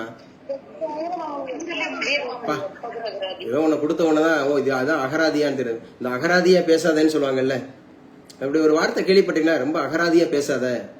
அகராதினா என்னன்னு தெரியுமா? தெரியாது. தெரியல சார். அரிய சொற்களுக்கு பொருள் தருவது அகராதி. எஸ், அரிய சொற்களுக்கு. யார் பேசுனது? சார் வணக்கம், தமிழ் டிபார்ட்மெண்ட். நாங்க சரி சயின்ஸ் போகுதுன்னு கேட்டுட்டு இருக்கோம். இல்லம்மா, ஏன் மற்றெல்லாம் உங்களுக்கு யூஸ்ஃபுல்லா இருக்காதா? நீங்க பேசுங்க. உங்க பேர் சொல்லுங்க. உங்க பேர் சொல்லுங்க. தமிழ் வரும்போது நான் பதில் சொல்லுங்க, வேற ஒண்ணும் இல்ல. பரவாயில்ல. ஓகே, உங்க பேர் சொல்லுங்க. தமிழ் வரும்போது மட்டும் தான் பேர் சொல்லுவீங்க. இது பேசுவீங்களா? உங்க பேர் சொல்ல மாட்டீங்களா? பேசுறேங்க ஐயா, இனிமேல் பேசுறேன். இப்ப பேச மாட்டேன், இனிமேலா? ஓகே. சதுர அகராதி அப்படிங்கிறது தமிழ்ல தோன்றிய முதல் அகராதி. அம்மா, நீங்க இப்பதான் முதல் முறையா அட்டென்ட் பண்றீங்களா? இந்த தமிழ் மேஜர்ல இருக்கிறவங்க இப்பதான் முதல் முறையா இருக்கீங்களா? இந்த குரூப்ல இப்பதான் முதல் முறையா இன்னைக்குதான் ஃபர்ஸ்ட். அதனாலதான் பேச மாட்டீங்க. சரியா? அதனாலதான் நீங்க பேச மாட்டீங்க. ஓகே, பரவாயில்ல. நல்லா பேசணும். அப்பதானே நீங்க வந்து அந்த 15க்கு 15 மார்க் எடுக்க முடியும். மார்க் வைவாஸ் அப்படின்னு ஒண்ணு இருக்கா? ஏமா, நான் உங்களுக்கு பேசுறது கிளியரா கேக்குதா? தமிழ் மேஜர்ல இருக்கிறவங்க சரி. ஏன்னா உங்களுக்கு 15 அப்படிங்கறது வந்து வைவாஸ் அப்படிங்கிறது. நீங்க இந்த குரூப்ல இருக்கீங்களா? உங்களுக்கு எப்படி லிங்க் வந்தது? ஃப்ரெண்ட் ஒருத்தர் கொடுத்தாங்க, ஜெனரல் ஐஏஎஸ் அப்படின்னு சொல்லிட்டு ஃப்ரெண்ட் அனுப்பிச்சு விட்டாங்க. ஓ, இன்னைக்கு தான் அனுப்பிச்சு கொடுத்தாங்களா? ஆமாங்க ஐயா. நீங்க எந்த ஊருமா? நாங்க திருப்பத்தூர் மாவட்டங்க ஐயா. திருப்பத்தூர் மாவட்டத்துல எந்த ஊரு? நாற்றம்பள்ளி அப்படிங்கறதுல மிக முக்கியமான ஒரு அகழ்வாய்வு நடந்துட்டு இருக்கு தெரியுமா? இல்ல தமிழ்ல ஒரு முக்கியமான நிகழ்வு இருக்கு தெரியுமா நாற்றம்பள்ளியில? ஆமா ஐயா, பையம்பள்ளி அகழ்வாய் ஐயா, நம்ம கிருஷ்ணகிரி ஒட்டிய பகுதி, பருகூர் ஒட்டிய பகுதி. Exactly correct. அந்த பையம்பள்ளி உங்களுக்கு இது சம்பந்தப்பட்ட கேள்விகள் வரும். நீங்க திருப்பத்தூர் பக்கத்துலன்னு சொல்லக்கூடாது, திருப்பத்தூர் மாவட்டம் சொல்லக்கூடாது, உங்க ஊர் பேரை சொல்லணும். அதுல கொஞ்சம் நல்லா கத்து வச்சீங்கன்னா நாற்றம்பள்ளியில பையம்பள்ளியில இப்ப என்ன அகழ்வாய்கள் நடந்துட்டு இருக்கு, அதுல என்ன முக்கியமான பொருள்கள் கண்டுபிடிக்கப்பட்டது, அதே மாதிரி உங்க திருப்பத்தூர் மாவட்டம் எந்த மாவட்டத்தில இருந்து பிறந்தது, எப்போது பிறந்தது, இது வந்து நமக்கு வந்து இந்த செல்ஃப் இன்ட்ரோடக்ஷன் கொடுப்பீங்கல்ல. சோ உங்களை பற்றி அறிமுகப்படுத்துங்கள், உங்களை பத்தி அறிமுகப்படுத்துங்கள் அப்படின்னு சொல்லி கேள்வி கேட்கும்போது அங்க இருந்து தான் உங்கள்கிட்ட கேள்விகள் கேட்பாங்க. நீங்க வந்து ஆய்வு பிஹெச்டி முடிச்சிருக்கீங்களா, நெட் செட் படிச்சிருக்கீங்களா? சார் நெட் முடிச்சிருக்கேன் சார், எம்ஃபில் முடிச்சிட்டு முனைவர் பட்ட ஆய்வு மேற்கொண்டுட்டு இருக்கேன். என்ன தலைப்புல? 10 பாட்டு நூல்களும் கிளை மொழிகளும். சார் 10 பாட்டு நூல்களும் கிளை மொழிகளும் அப்படிங்கறத உங்களுடைய அந்த ஆய்வுல முக்கியமான அந்த பங்களிப்பு என்ன கிளை மொழிகள் அப்படிங்கறத நீங்க ஆய்வு செய்யறீங்க? சரிங்க சொல்றேங்க ஐயா. கிளை மொழிகளை கிழக்கு, மத்திய, மேற்கு, தென் பகுதி அப்படி 4 பகுதியை பிரிச்சுக்கிட்டு கிளை மொழிகள் சங்க இலக்கியத்திலிருந்து பரிணமித்து எப்படி எல்லாம் மாற்றம் நான் உங்களுக்கு ஆடியபிளா அடிப்படையில நான் உங்களுக்கு ஆடியபிளா இருக்கேன். இந்த அடிப்படையில வளர்ச்சியில முக்கிய பங்கா இருக்கு. 10 பாட்டலோட சொற்கள் என்னைக்கு வளர்ச்சி மொழி அடிப்படையில எவ்வளவு வளர்ந்துருக்குன்னு பாக்குறதாங்க ஐயா. ஓகே, அந்த 10 பாட்டு அப்படின்னு சொல்றாங்க இல்லையா, அந்த 10 பாட்டு அப்படிங்கறது மேல்கணக்கு நூல்கள் அப்படிங்கறதுல ஆற்றுப்படை நூல்கள் அப்படிங்கறதுல எத்தனை நூல்கள் இருக்கு 10 பாட்டுல? 5 ஐயா. வரிசைப்படுத்துங்க. முருகு பொருணாறு வான் 2, மலைபடுகடாம் 5 ஐயா. 5 சொல்லிட்டீங்க. ஆற்றுப்படை நூல்கள் 5 சொல்லிட்டீங்க. முருகு பொருணாறுனா பொருணாறு ஆற்றுப்படை, பான் 2னா வான் பெருபான் கூத்தர் ஆற்றுப்படை. சரி, அந்த ஆற்றுப்படுத்துதல் அப்படின்னா என்னது? பரிசு பெற்ற ஒரு கலைஞன் பரிசு பெற வேண்டி வருகிற கலைஞனை ஒரு அரசனிடம் வழிபடுத்துவது, வழி நடத்துறது, வழிபடுத்துறது. போ, நான் வந்து பரிசு பெற்று இருக்கிறேன், நீனும் பரிசு பெறு அப்படிங்கிற மாதிரி. எஸ், அந்த மாதிரி இருக்கிறது. ஆற்றுப்படை நூல்களிலே பெருசு 10 பாட்டு. மலைபடுகடாம் 583. 583 மலைபடுகடாம்ன்றதுக்கு வேறு பெயர் கூத்தர் ஆற்றுப்படை. கூத்தர் ஆற்றுப்படை அப்படின்னு சொல்றாங்க. 10 பாட்டிலே பெருசு 10 பாட்டுல மதுரை காஞ்சி 782. 782 இல்லையா? 782. அவர் பிறந்த மாவட்டம் என்னங்கய்யா? அவர் பிறந்த மாவட்டம் மாங்குடி மருதனார் பிறந்த மாவட்டம் மதுரை. மதுரை மாவட்டம். மாங்குடி மருதனார் அது திருநெல்வேலி மாவட்டம். சரிங்க. மதுரை மாவட்டம் கிடையாது. சரி, இந்த திருநெல்வேலி மாவட்டத்துக்கும் தமிழுக்கும் இப்ப ஒரு முக்கியமான ஒரு நிகழ்வு கொடுத்தாங்க இல்லையா ரீசெண்டா செய்தித்தாள்கள்ல? ஆமா, திருநெல்வேலி நிகழ்வு 1903 சொல்லிட்டு நம்ம சாகித்ய அகாடமி விருது விருது பெற்ற நூல். யார் அது சாகித்ய அகாடமி விருது பெற்ற நூல் ஆசிரியர்? வெங்கடாச்சலபதி நினைக்கிறேங்க. வெங்கடாச்சலபதி நினைக்கிறேன். நல்லா தான் பேசுறீங்க. ஏன் உங்களை அறிமுகப்படுத்த பயப்பட்டீங்க? பேசுறதுக்கு பயப்பட்டீங்களே. இது உங்களுக்கு யூஸ்ஃபுல்லா இருக்கும் தெரியுமா? நம்ம கிட்டத்தட்ட இது வந்து ஒரு 1.5 years நம்மளோட அகாடமி வந்து பாத்தீங்கன்னா அசிஸ்டன்ட் ப்ரொஃபசர் இல்ல இது வந்து சப்ஜெக்ட் நாலேஜ் வந்து என்ரிச் பண்றது. இது வந்து current affairs class. Current affairs ஒரு பேப்பர் வச்சுட்டு மெனக்கடுறோம். ஒரு ஏப்ரல் 4ஆம் தேதியில என்னென்ன முக்கியமான நிகழ்வுகள் நடந்துட்டு இருக்கு அப்படிங்கிற மாதிரி அதை வச்சு நம்ம மெனக்கடுறோம். அதுல என்னென்ன கூடுதல் விஷயங்கள் இருக்கு அப்படிங்கறத பத்தி பேசிட்டு இருக்கோம். எல்லாமே as a teacher, we are the teachers, we should know. சரிங்களா? நம்ம நாலேஜ் அப்டேட் பண்ணிக்கணும் இல்லையா? ஸோ இப்போ உங்களுக்கு பேசணும்ல, இப்போ நான் பேசிட்டு இருந்தது ஒரு லெக்சிகோகிராஃபர்னு பேசிட்டு இருந்தேன், டிக்ஷனரின்னு பேசிட்டு இருந்தேன், தெசாரஸ்ன்னு பேசிட்டு இருந்தேன். அப்ப தமிழ்ல அகராதின்னு சொன்னேன்.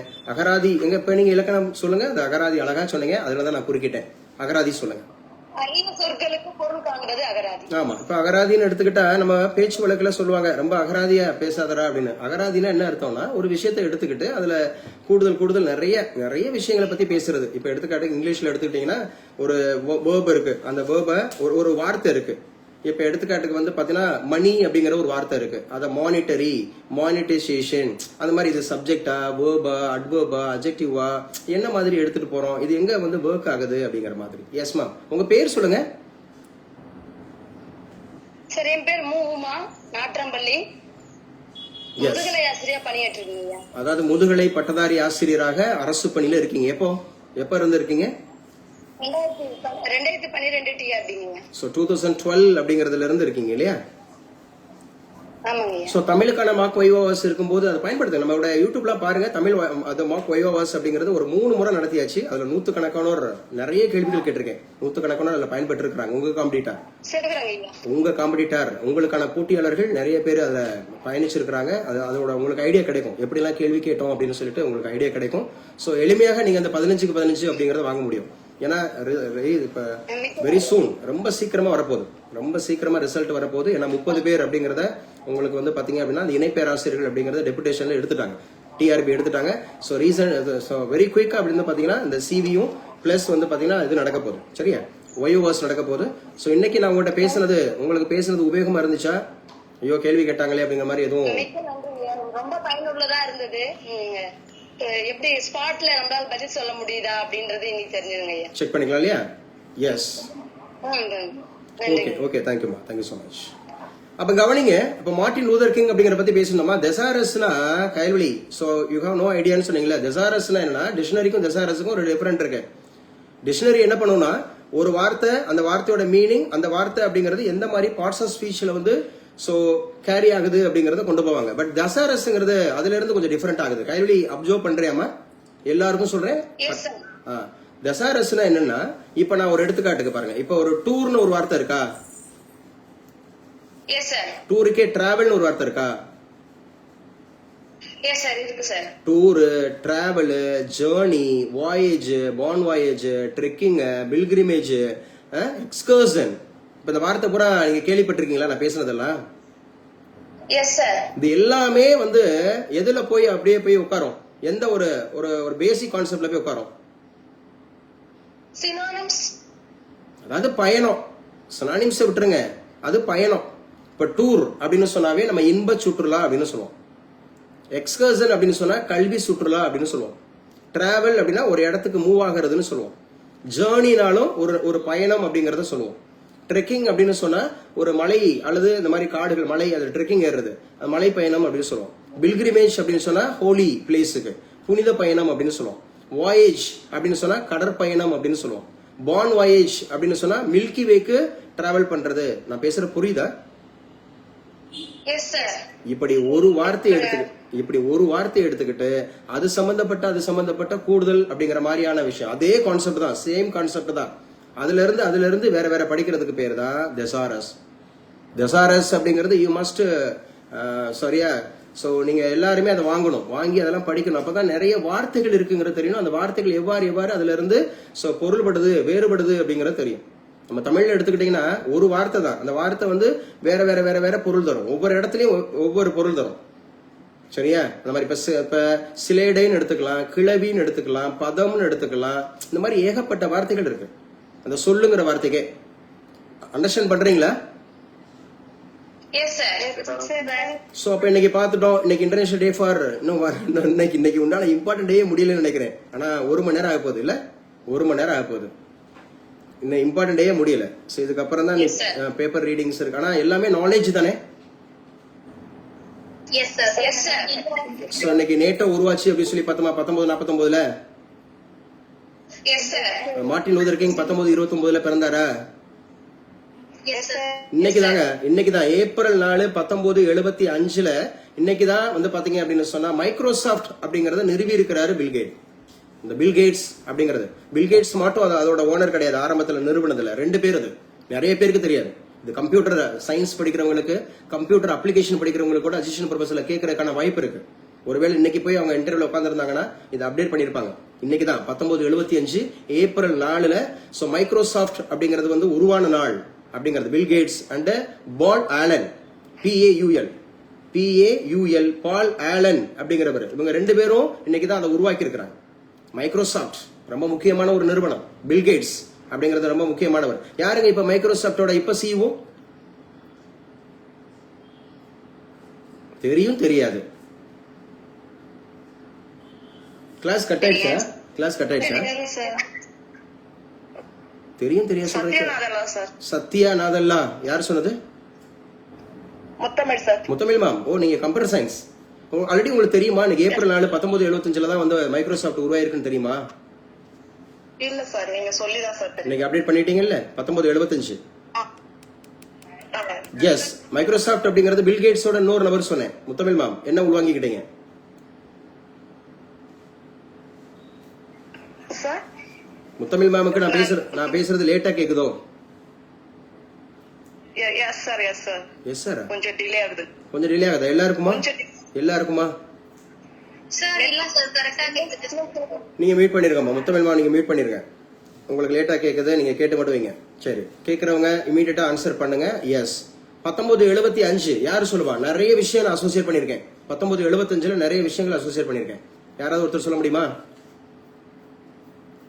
Yes sir, Aryabhata satellite. Aryabhata அப்படிங்கிற இந்தியாவினுடைய முதல் சேட்டலைட் அப்படிங்கிறது லான்ச் ஆனது இந்த வருஷம் தான், 1975 அப்படிங்கறதுல தான். சோ ஆரியப்பட்டா அப்படிங்கிற முதல் சேட்டலைட் அப்படிங்கிறது நம்ம இந்தியாவோட முதல் சேட்டலைட் ஆரியப்பட்டா. ஆனா அது நம்ம இந்தியாவில இருந்து அப்படிங்கறது ஏவப்படல, ரஷ்யாவில இருந்து ஏவப்பட்டுச்சு இல்லையா? சோ 1979. வேற பேசுமா?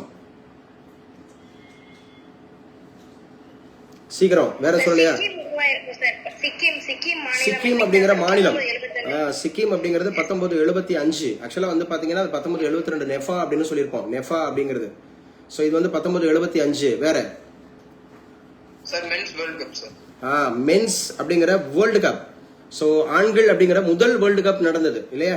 முதல் வேர்ல்டு கப் அப்படிங்கறத அடிச்சாங்க யாரு சார்? வெஸ்ட் இண்டீஸ் அப்படிங்கறத அடிச்சாங்க. 1975 தான் முதல் வேர்ல்டு கப் அப்படிங்கறது நடந்துச்சு. வேற 1975 சிவில் வார் சார். என்ன war? Civil war. Exactly correct Manikandan, civil war. ஏன்னா நம்ம வந்து நேஷனல் எமர்ஜென்சி அப்படின்னு சொல்லி மொத்தம் 3 எமர்ஜென்சி சொல்லியிருப்போம். 1962 சாரி 1962, 1971, 1975. 1962, 1971, 1975. அந்த 1975ங்கிறது சிவில் வார். இந்தியாவில் சிவில் வார் நடந்துச்சு. So who was the prime minister at that time? Who was the prime minister? Indira Gandhi அப்படிங்கிறது இல்லையா? எஸ். சோ 1962 அப்படிங்கிற ஒரு பீரியட்ல நேஷனல் எமர்ஜென்சி நடந்துச்சு. 1971 அப்படிங்கிறது ஒரு நேஷனல் எமர்ஜென்சி நடந்துச்சு. 1975 அப்படிங்கிற ஒரு முக்கியமா சிவில் வார் நடந்துச்சு. இது ரொம்ப ரொம்ப முக்கியமானது. அதே மாதிரி வியட்நாம் அப்படிங்கிற ஒரு போர் முடிவுக்கு வந்தது இந்த நாள் தான், 1975 அப்படிங்கறத ஞாபகம் வச்சுக்கணும். So Bill Gates and RRB nationalist ஆனது sir. RRB yes, regional rural bank. So regional rural bank அப்படிங்கிறது வந்து நேஷனலைஸ்ட் ஆனது இந்த வருஷம் தான் அப்படி சொல்லி பாக்குறோம். 1975 அப்படிங்கறத ஞாபகம் வச்சுங்க. ஓகேமா, ஃபைன். சோ அடுத்து பாருங்க. சோ இதுதான் முக்கியமானது அப்படிங்கறது நம்ம பார்த்துட்டோம். சோ இன்னைக்கு ரொம்ப முக்கியமான நாட்கள் அப்படிங்கிறது கூடுதல் எழுதி வச்சுங்க. இன்னைக்கு உண்டான கரண்ட் அஃபேர்ஸ் கொஞ்சம் வேகமா பார்த்து விட்டுறேன். இன்னைக்கு உண்டான கரண்ட் அஃபேர்ஸ் அப்படிங்கறத வேகமா பார்த்து விட்டுறேன். காங்கிரஸும் அறிவிச்சிருக்காங்க தங்களுடைய வேட்பாளர்களை. அதே மாதிரி பிஜேபி அறிவிச்சிருக்காங்க தங்களுடைய வேட்பாளர்களை.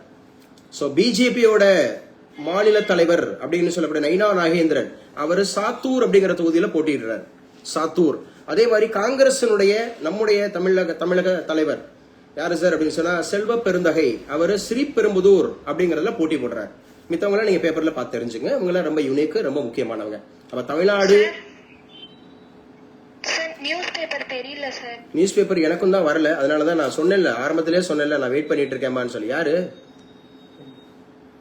ஜெயபாரதி சார். லேட்டா ஜாயின் பண்ணீங்களா? அதனாலதான் உங்களுக்கு தெரியல. ஆக்சுவலா வந்து பாத்தீங்கன்னா எனக்குமே இன்னைக்கு பேப்பர் ரீச் ஆகாததுனால நான் வந்து ஹார்ட் காப்பி வச்சு நடத்திட்டு இருக்கேன். நேரம் நான் வந்து அந்த பேப்பர் ரீச் ஆயிருந்துச்சுன்னா உங்களுக்கு இமீடியட்டா நான் கொடுத்துருந்துருப்பேன். ஸோ எனக்கு 9:30 மணி ஆக போகுது. இன்ன வரைக்கும் பேப்பர் ரீச் ஆகலை. என்னோட சாஃப்ட் காப்பி எப்பவுமே வந்துடும். ஸோ எனக்கு சாஃப்ட் காப்பி வராததுனால நான் ஹார்ட் காப்பி வச்சு நடத்திட்டு இருக்கேன். ஒன்றும் ப்ராப்ளம் இல்லை, எழுதலாம்ல. சாஃப்ட் காப்பி எனக்கு இன்னும் ரீச் ஆகலாம். சாரி சார், எனக்கு டவர் ப்ராப்ளம்னு நினைச்சேன் சார். இல்லம்மா யாருக்குமே ரீச் ஆகலப்பா. எஸ், ஸோ யாருக்குமே ரீச் ஆகலை. ஸோ கொஞ்சம் பார்க்கலாம் என்னன்னு. இப்போ நான் ஏதோ பேசிட்டு இருந்தேன். என்ன பேசிட்டு இருந்தேன்? சார் எலெக்ஷன்ஸ் பத்தி இன்னைக்கு முதல் பக்க செய்தியில, ஆமா இன்னைக்கு முதல் பக்க செய்தியில என்ன இருக்கு அப்படி சொல்லி பார்த்தோம்னா, காங்கிரஸ் வந்து பாஜக வேட்பாளர்கள் அறிவிப்புன்னு சொல்லிட்டு சோ முக்கியமான தலைவர்கள்லாம் போட்டிருக்கிறாங்க. அதுல நம்ம ஸ்டேட் பிரசிடென்டா நமக்கு வந்து யார் இருக்கிறா அப்படின்னு சொல்லி பாத்தீங்கன்னா, காங்கிரஸுக்கு செல்வ பெருந்தகை இருக்கிறாரு. அவர் ஸ்ரீபெரும்புதூர் அதுல போட்டிடுறாரு. அதே மாதிரி எல் முருகன் அப்படிங்கிறவங்க இணையமைச்சரா இருக்கிறாருல, அவர் வந்து அவினாசி தொகுதி, அது வந்து ரிசர்வ் தொகுதி, தனி தொகுதியில அவர் நிக்கிறார் அவினாசில. அதே மாதிரி நைனா நாகேந்திரன், இவர் தான் பிஜேபியோட தலைவர், அவங்க சாத்தூர்ல நிக்கிறாங்க. சாத்தூர் அப்படிங்கிறது. அதே மாதிரி முன்னாள் அதே மாதிரி ஆளுநர் தெலுங்கானாவோட ஆளுநராக இருந்த தமிழிசை சவுந்தரராஜன். இந்த தமிழிசை சவுந்தரராஜன் அப்படிங்கிறவங்க சென்னையில மயிலாப்பூர் தொகுதியில் நிக்கிறாங்க. சென்னையில மயிலாப்பூர் அப்படிங்கிற தொகுதியில் நிக்கிறாங்க. அண்ணாமலை அவர்கள் முன்னாள் அந்தமாக இருக்கக்கூடிய நம்முடைய ஐபிஎஸ் அவர் வந்து பாத்தீங்க அப்படின்னு சொன்னா இந்த தேர்தலில் நிக்கல அப்படிங்கறத ஞாபகம் வச்சுங்க. இது முதல் பக்க செய்தியில முக்கியமான செய்தியாக சொல்லப்பட்டிருக்கிறது அப்படிங்கறத பாக்குறோம். அடுத்து எழுதி வச்சுங்க என்ன சார் அப்படின்னா, இந்தியாவினுடைய அணுசக்தி நீர்மூழ்கி கப்பல், அட்டாமிக் சப்மரைன். இந்த அட்டாமிக் சப்மரைன் பத்தி நம்ம நல்லா நிறைய தெரிஞ்சுக்கணும். அட்டாமிக் சப்மரைன் அப்படிங்கிறது வந்து இதோட பேர் என்ன சார் அப்படின்னா ஐஎன்எஸ் அரிதமான். ஐஎன்எஸ் அரிதமான் அப்படிங்கறத எழுதி வச்சுங்க. ஐஎன்எஸ் அரிதமான் அப்படிங்கிற ஒரு சப்மரைன். ஐஎன்எஸ் அரிதமான் அப்படிங்கிற ஒரு சப்மரைன் அப்படிங்கிறது வந்து நம்ம இந்திய கடற்படையில அதாவது நாட்டுக்காக அர்ப்பணிச்சிருக்கிறாங்க. இது ரொம்ப முக்கியமானது. ஐஎன்எஸ் அரிதமான் இதோட அந்த ரேஞ்ச் கேட்டாங்கன்னா SSBN 82 சொல்லுவோம். SSBN 82 அப்படிங்கறத ஞாபகம் வச்சுங்க. ஐஎன்எஸ் அரிதமான், INS அரிதமான் அப்படிங்கறத ஞாபகம் வச்சுங்க. இது வந்து நியூக்ளியர் பவர்டு சப்மரைன். அப்ப நியூக்ளியர் பவர்டு அந்தமாக இருக்கக்கூடியது. இந்திய கடற்படையில இணைச்சிருக்கிறாங்க அப்படிங்க. ஏற்கனவே அரிஹந்த் அப்படிங்கறது இணைச்சிருப்பாங்க. அதே மாதிரி ஐஎன்எஸ் அரிஹந்த் அப்படிங்கிறது, ராஜாலி அப்படிங்கிறது ஏகப்பட்டது நம்ம ஆல்ரெடி பேசியிருக்கோம். இன்னைக்கு அது முக்கியமான நியூஸா முதல் பக்க செய்தியில போட்டிருக்காங்க. அடுத்து மிக மிக முக்கியமானது இன்னைக்கு முதல் பக்க செய்தியில என்ன இருக்குன்னு கேட்டா 6th ஸ்டாண்டர்ட் அன்வர்ட்ஸ் 6ஆம் வகுப்பு முதல் சிபிஎஸ்இல சிபிஎஸ்இ எல்லாரும் சொல்லுவாங்க சிபிஎஸ்இ. யாராவது எக்ஸ்பேண்ட் பண்ணுங்க பாப்போம். What is expansion of CBSE? Class cut ஆயிடுச்சாமா? Central board of school education sir.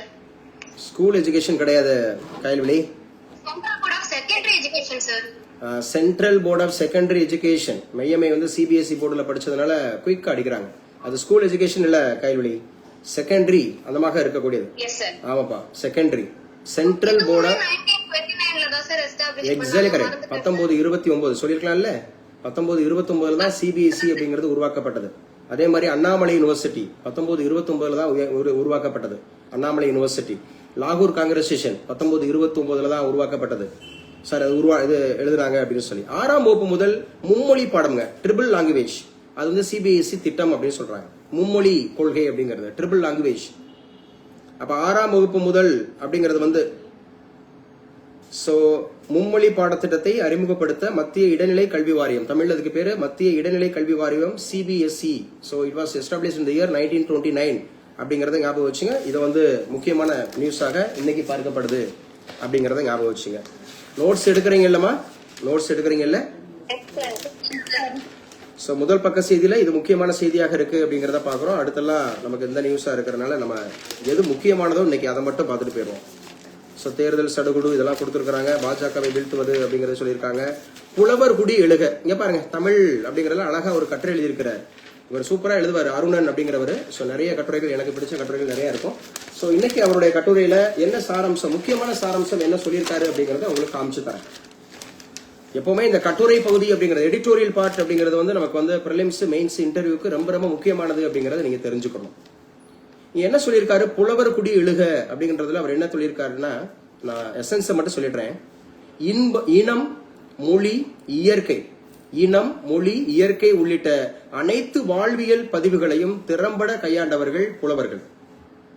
உலக மேன்மைக்கான சிந்தனைகளையும் தங்கள் வாழ்க்கையில் பயிற்சியாக மேற்கொண்டு அவற்றில் வெற்றி கொண்டு அதையும் அறமாக்கி, அது முக்கியமான வார்த்தை, அறமாக்கி உலகுக்கு அறிவித்த பெருமையும் அவர்களுக்கே உண்டு அப்படின்னு சொல்லியிருக்காங்க. அப்ப புலவர் குடி எழுக, நிறைய அந்த புலவர்கள் நிறைய பேர் உருவாகணும் அப்படிங்கிற அடிப்படையில் அந்த கட்டுரை எழுதப்பட்டிருக்கு. கல் தோன்றி மண் தோன்றா காலத்தே வாளோடு முன்தோன்றிய மூத்த குடி தமிழ் குடி என்றால் அந்த மூத்த குடியின் தலைப்பிள்ளையாக திகழ்ந்தது புலவர் குடி. பாருங்க, அந்த மூத்த குடியினுடைய என்ன சொல்றது, தலைமை குடியாக பிறந்தது அப்படிங்கிறது, தலைப்பிள்ளையாக பிறந்தது அப்படிங்கிறது புலவர் குடி. தொன்மை காலம் தொட்டு தமிழ்நாட்டு வரலாற்றில் அதிக செல்வாக்கு பெற்றவர்கள் மன்னர்கள் தான். மூவேந்தர்கள் தொடங்கி பல அரச மரபினர் தமிழகத்தை ஆட்சி செய்துள்ளனர். குறுநில மன்னர்கள் அதே மாதிரி வேளிர்கள் இந்த மாதிரி உள்ளதெல்லாம் எழுதியிருக்காங்க. அந்த கட்டுரை நீங்க படிச்சு வச்சுங்க. சோ முக்கியமானது. அதே மாதிரி உடல் தானத்தை ஊக்குவிப்போம் அப்படின்னு ஒரு கட்டுரை எழுதியிருக்காங்க. உடல் தானம் எது சார் அப்படின்னு சொன்னா இந்த பாடி ஆர்கன்ஸோட டொனேஷன். யாரு சொல்லுவா, நம்ம ஆல்ரெடி கரண்ட் அஃபேர்ஸ்ல படிச்சிருக்கோம். இந்த ஆர்கன்ஸ் டொனேஷன் அப்படிங்கறதுல தமிழ்நாடு எத்தனையாவது முறையாக முதலிடம் வைக்கிறது? 6ங்க. ஆறாவது முறையாக அப்படிங்கறத ஞாபகம் வச்சுக்கிறோம். அதே மாதிரி 6வது முறையாக ஐஐடில அப்படிங்கறது வந்து எந்த ஐஐடி அப்படிங்கறது முதலிடம் வைக்குது?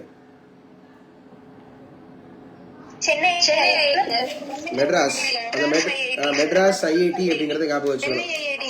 சரிமா. மெட்ராஸ் ஆர் சென்னை ஐஐடி அப்படிங்கறதோட தற்போதைய டைரக்டர் யாரு? வி காமகோடி. அங்க எல்லாரும் படிக்கலாம்னு சொல்லியிருக்கேன். எந்த வயதினரும் படிக்கலாம்னு சொல்லியிருக்கேன். ஐஐடில ஜேஇ எக்ஸாம்ஸ் எழுதணும் அப்படிதான் கம்பல்சரி ஐஐடில படிக்கிறதுக்கு பண்ணணும் அப்படின்னு அவசியம் கூட கிடையாதுன்னு சொல்லியிருக்கேன். எந்த வயதினரும் படிக்கலாம், எந்த நேரத்திலும் படிக்கலாம். ஸ்வயம் அப்படிங்கிறது மூலமா படிக்கலாம், நெப் அப்படிங்கிறது மூலமா படிக்கலாம். குறிப்பாக இப்ப ரீசெண்டா பிஎஸ் டேட்டா சயின்ஸ் அப்படிங்கிற அறிமுகப்படுத்தியிருக்காங்க. எந்த குரூப் உள்ளவங்களும் படிக்கலாம். சரிங்க. அடுத்து என்ன சார் முக்கியமான இன்னைக்கு கரண்ட் அஃபேர்ஸ்ல கொடுத்திருக்காங்க அப்படின்னு பாத்தீங்கன்னா, நேத்திக்கு சிறைபிடிப்புன்னு பார்த்தோம். நீதிபதிகளை சிறைப்பிடிச்சிருக்காங்க, என்ஐஏ விசாரிச்சுக்கிட்டு இருக்கு அப்படின்னு சொல்லி பார்த்தோம். எந்த மாநிலத்துல? வெஸ்ட் பெங்கால். ஓகேங்க. அடுத்து பாருங்க, மக்கள் தொகை கணக்கெடுப்பு அப்படிங்கிறது வலைதளத்தில் சுய விவரங்களை பதிவேற்றம் செய்தார் ஓம் பிர்லா. ஓம் பிர்லா அப்படின்னாவே லோக்சபாவோட ஸ்பீக்கர். இவர் ராஜஸ்தான்ல இருந்து கோட்டால இருந்து தேர்ந்தெடுக்கப்பட்டவர். இவர் மீது தற்போது வந்து பாத்தீங்க அப்படின்னு சொன்னா ஒரு தீர்மானம் கொண்டு வந்தாங்க, பதவி யாரும் ஆன் பண்ணி வச்சிருக்கீங்களா? எதுவும் பேசணுமா? சரி. பதவி விலகல் தீர்மானம் அப்படிங்கிறது கொண்டு வந்தாங்க. முதல் பதவி விலகல் தீர்மானம் அப்படிங்கிறது எந்த அந்தமாக இருக்கக்கூடிய லோக்சபா ஸ்பீக்கர் மீது கொண்டு வரப்பட்டது? ஜிவி மாவலாங்க. அவர் தான் முதல் அந்தமாக லோக்சபா ஸ்பீக்கர் இல்லையா? ஃபர்ஸ்ட் லோக்சபா கூடிய போது அவர் தான் முதல் அப்படிங்கிற மாதிரி இருந்தாரு. சோ மக்கள் தொகை கணக்கெடுப்பை பத்தி கேள்வி கேளுங்க சார். தெரிஞ்சா சொல்றேன், தெரியல தெரிஞ்சுக்கிறேன். மணிகண்டன் வேணாம், மணிகண்டன்லாம் வேணாம், பேசுனவங்களே வேண்டாம் ப்ளீஸ். பேசாதவங்களுக்கு வாய்ப்பு கொடுங்க, பேசாதவங்க வாய் தருங்க. சந்தியா, திவ்யா. சோ திவ்யா தான் ஃபர்ஸ்ட் பேசினாங்க. திவ்யாவுக்கு நான் வாய்ப்பு கொடுக்குறேன். திவ்யா சொல்லுங்கப்பா. திவ்யா, மக்கள் தொகை கணக்கெடுப்பு முதல் முறையாக எங்க எடுக்கப்பட்டது சார்? எப்போது எடுக்கப்பட்டது? 1872 சார். 1872ல யாரு பிறந்திருக்கிறா? வஉசி சார். வஉ சிதம்பரனார். வஉசி சொல்லாதீங்க, வஉ சிதம்பரனார். வஉ சிதம்பரனார் அப்படிங்கறது ஞாபகம் வச்சுக்கணும். 1872 ஞாபகம் வச்சுக்கணும். வஉ சிதம்பரனாருக்கு சிறப்பு பெயர்கள் சொல்லுங்க பாப்போம்.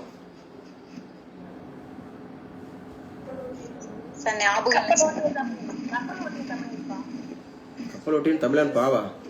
யாருப்பா அது? இல்ல மேம் தெரியல, நாங்க அதுக்காக சொன்னேன் சார். கப்பலோட்டிய தமிழன். Yeah okay fine. சோ கப்பலோட்டிய தமிழன் அப்படிங்கறது ஞாபகம் வச்சுக்கணும். எங்க யாரு சொல்லுவா? அவர் ஓட்டிய 2 கப்பல்கள் பேர் என்ன? அவர் ஓட்டிய 2 கப்பல்கள். எஸ்எஸ் மா, எஸ்எஸ் லாவோ. சரியா? எஸ்எஸ் லாவோ, எஸ்எஸ் காளியா அப்படிங்கிறது. எந்த ஊர்ல இருந்து எந்த ஊருக்கு அந்த கப்பல் போச்சு? தூத்துக்குடியில இருந்து கொழும்பு வரை போச்சு இல்லையா? எஸ்எஸ் லாவோ அண்ட் எஸ்எஸ் காளியா அப்படிங்கிறது. சோ இவர் தான் நீண்ட காலம் அப்படிங்கிறது. கப்பலோட்டிய தமிழன் மாத்திரம் இல்ல, அவருடைய சிறப்பு பெயர் வேற. செக்கெழுத்த செம்மல் என்று அழைக்கப்பட காரணம் என்ன? அது எங்களுக்கு சொல்லலையா? சோ இவர்தான் நம்ம தமிழக அரசியல்வாதிகள்லயே, தமிழக அரசியல்வாதி இல்ல, தமிழக அரசியல் போராட்டங்கள்ல முக்கியமா அந்த நேஷனல் அந்தமாக இருக்கக்கூடிய போராட்டங்கள்ல, தேசிய அந்த போராட்டங்கள்ல அதிக நாட்கள் சிறை வாசம் இருந்தவர், அதிக நாட்கள் சிறையில் இருந்தவர். எப்படி வந்து நம்ம வந்து வெளிநாடுகள்ல நம்ம சொல்றோம், நெல்சன் மண்டேலா சொல்றோம் 27 இயர்ஸ் இருந்தாருன்னு சொல்லிட்டு, அது மாதிரி ஒரு 40 and above years, 40 வருடங்களுக்கு மேலாக அவர் இருந்திருக்கிறார். ஸோ 18 யாரும் ஆன் பண்ணி வச்சிருக்கீங்க, எதுவும் பேசணும்னா பேசுங்க, இல்லைன்னா க்ளோஸ் பண்ணிடுங்க. என் சைட்ல ஏதாவது சவுண்ட் இருக்காப்பா? No sir. அப்ப ஞாபகம் வச்சுக்கணும், 1872 திவ்யா ஆன்சர் பண்ணிட்டு இருந்தீங்க. சரி, முறையான மக்கள் தொகை கணக்கெடுப்பு எப்ப எடுத்தாங்க? 1881 சார். 1881. இப்ப கடைசி எப்ப எடுத்தாங்க? 2011 சார். 2011 அப்படிங்கறதோட ஸ்லோகன் தெரியுமா? நம்முடைய அந்த சென்சஸோட மோட்டோ தெரியும் தெரியாது? எஸ், குயிக்கா சொல்லணும். அவர் சென்சஸ் அவர் ஃபியூச்சர், இதான் அதோட மோட்டோ. அவர் சென்சஸ் அவர் ஃபியூச்சர், நமது கணக்கெடுப்பு நமது எதிர்காலம். அதே மாதிரி இன்னொரு அதுல வந்து ஒரு ஸ்லோகன் சொன்னாங்க, கரகரன்னுதுப்பா, அவர் சென்சஸ் அவர் ஃபியூச்சர் அப்படின்னு சொன்னாங்க. அதோடு கூட so you count therefore we count அப்படின்னு சொன்னாங்க. யூ கவுண்ட், நீங்க கரெக்டா சொன்னீங்கன்னா நாங்களும் கரெக்டா பதிவு பண்ணுவோம் அப்படின்னு மாதிரி சொல்லியிருந்தாங்க 2011. இப்ப 2021 நடத்தப்பட்டிருக்கணும். ஆனா வந்து பாத்தீங்க அப்படின்னு சொன்னா அது கோவிட் இருந்தனால நடத்தப்படல. இப்ப 2026 அப்படிங்கறது எந்த தேதியில ஆரம்பிக்கிறாங்க? Sir April 1 sir. ஏப்ரல் 1 அப்படிங்கிறது இதோட ஸ்பெஷல் என்னப்பா? காஸ்ட் பேசிஸ்ல எடுப்பாங்க சார். காஸ்ட் பேஸ்டு சாதிவாரி மக்கள் தொகை கணக்கெடுப்பு இந்த ஆண்டு முதல் எடுக்கப்படுகிறது அப்படிங்கறத ஞாபகம் வச்சுக்கணும், முக்கியமானது அப்படிங்கிறது. அப்ப பாப்புலேஷன் டே எப்ப? Population day July 11 sir. July 11. Census day எப்ப? சென்சஸ் டே எப்ப? எங்க ஆயுஷ் மாத்ரே அப்படிங்கிறவர் நேத்துக்கு எத்தனை பால்ல எத்தனை ரன் அடிச்சாரு?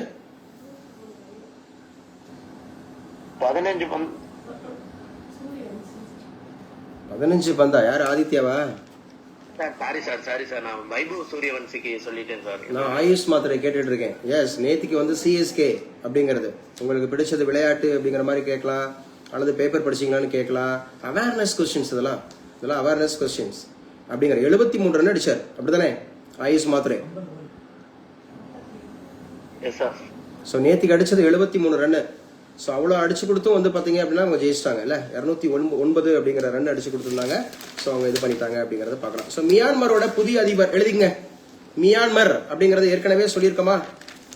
மியான்மரோட பழைய பேர் என்ன? Burma sir. பர்மா. சரி, மியான்மரோட கேபிட்டல் சிட்டி எது? இதெல்லாம் பேசணும். என்னம்மா?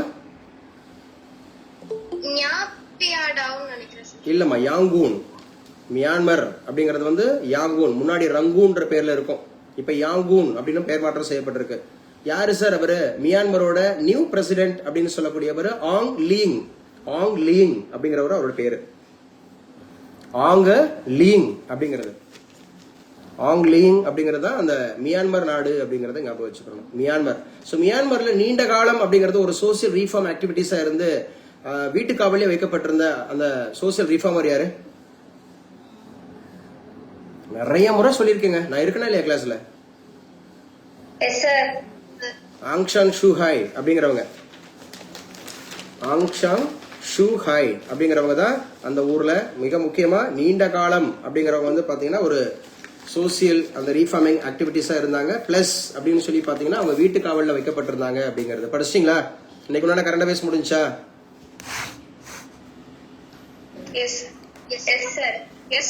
டயர்ட பாருங்க, டயர்டு. நான் ஃபுல்லா பேசிட்டு இருக்கிறேன், 9 மணில இருந்து 1 மணி நேரம் பேசியிருக்கேன் இது வரைக்கும். 10 ஆயிடுச்சு.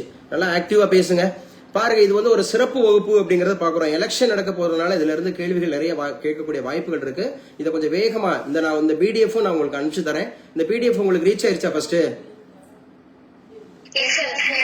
கண்டிப்பா இது வந்து ஒரு மெயின்ஸுக்கு எழுத சொல்லுவாங்க. இன்டர்வியூல நிறைய கேள்விகள் கேட்பாங்க. ஏன்னா இப்ப எலெக்ஷன் டைமா இருக்கிறதுனால.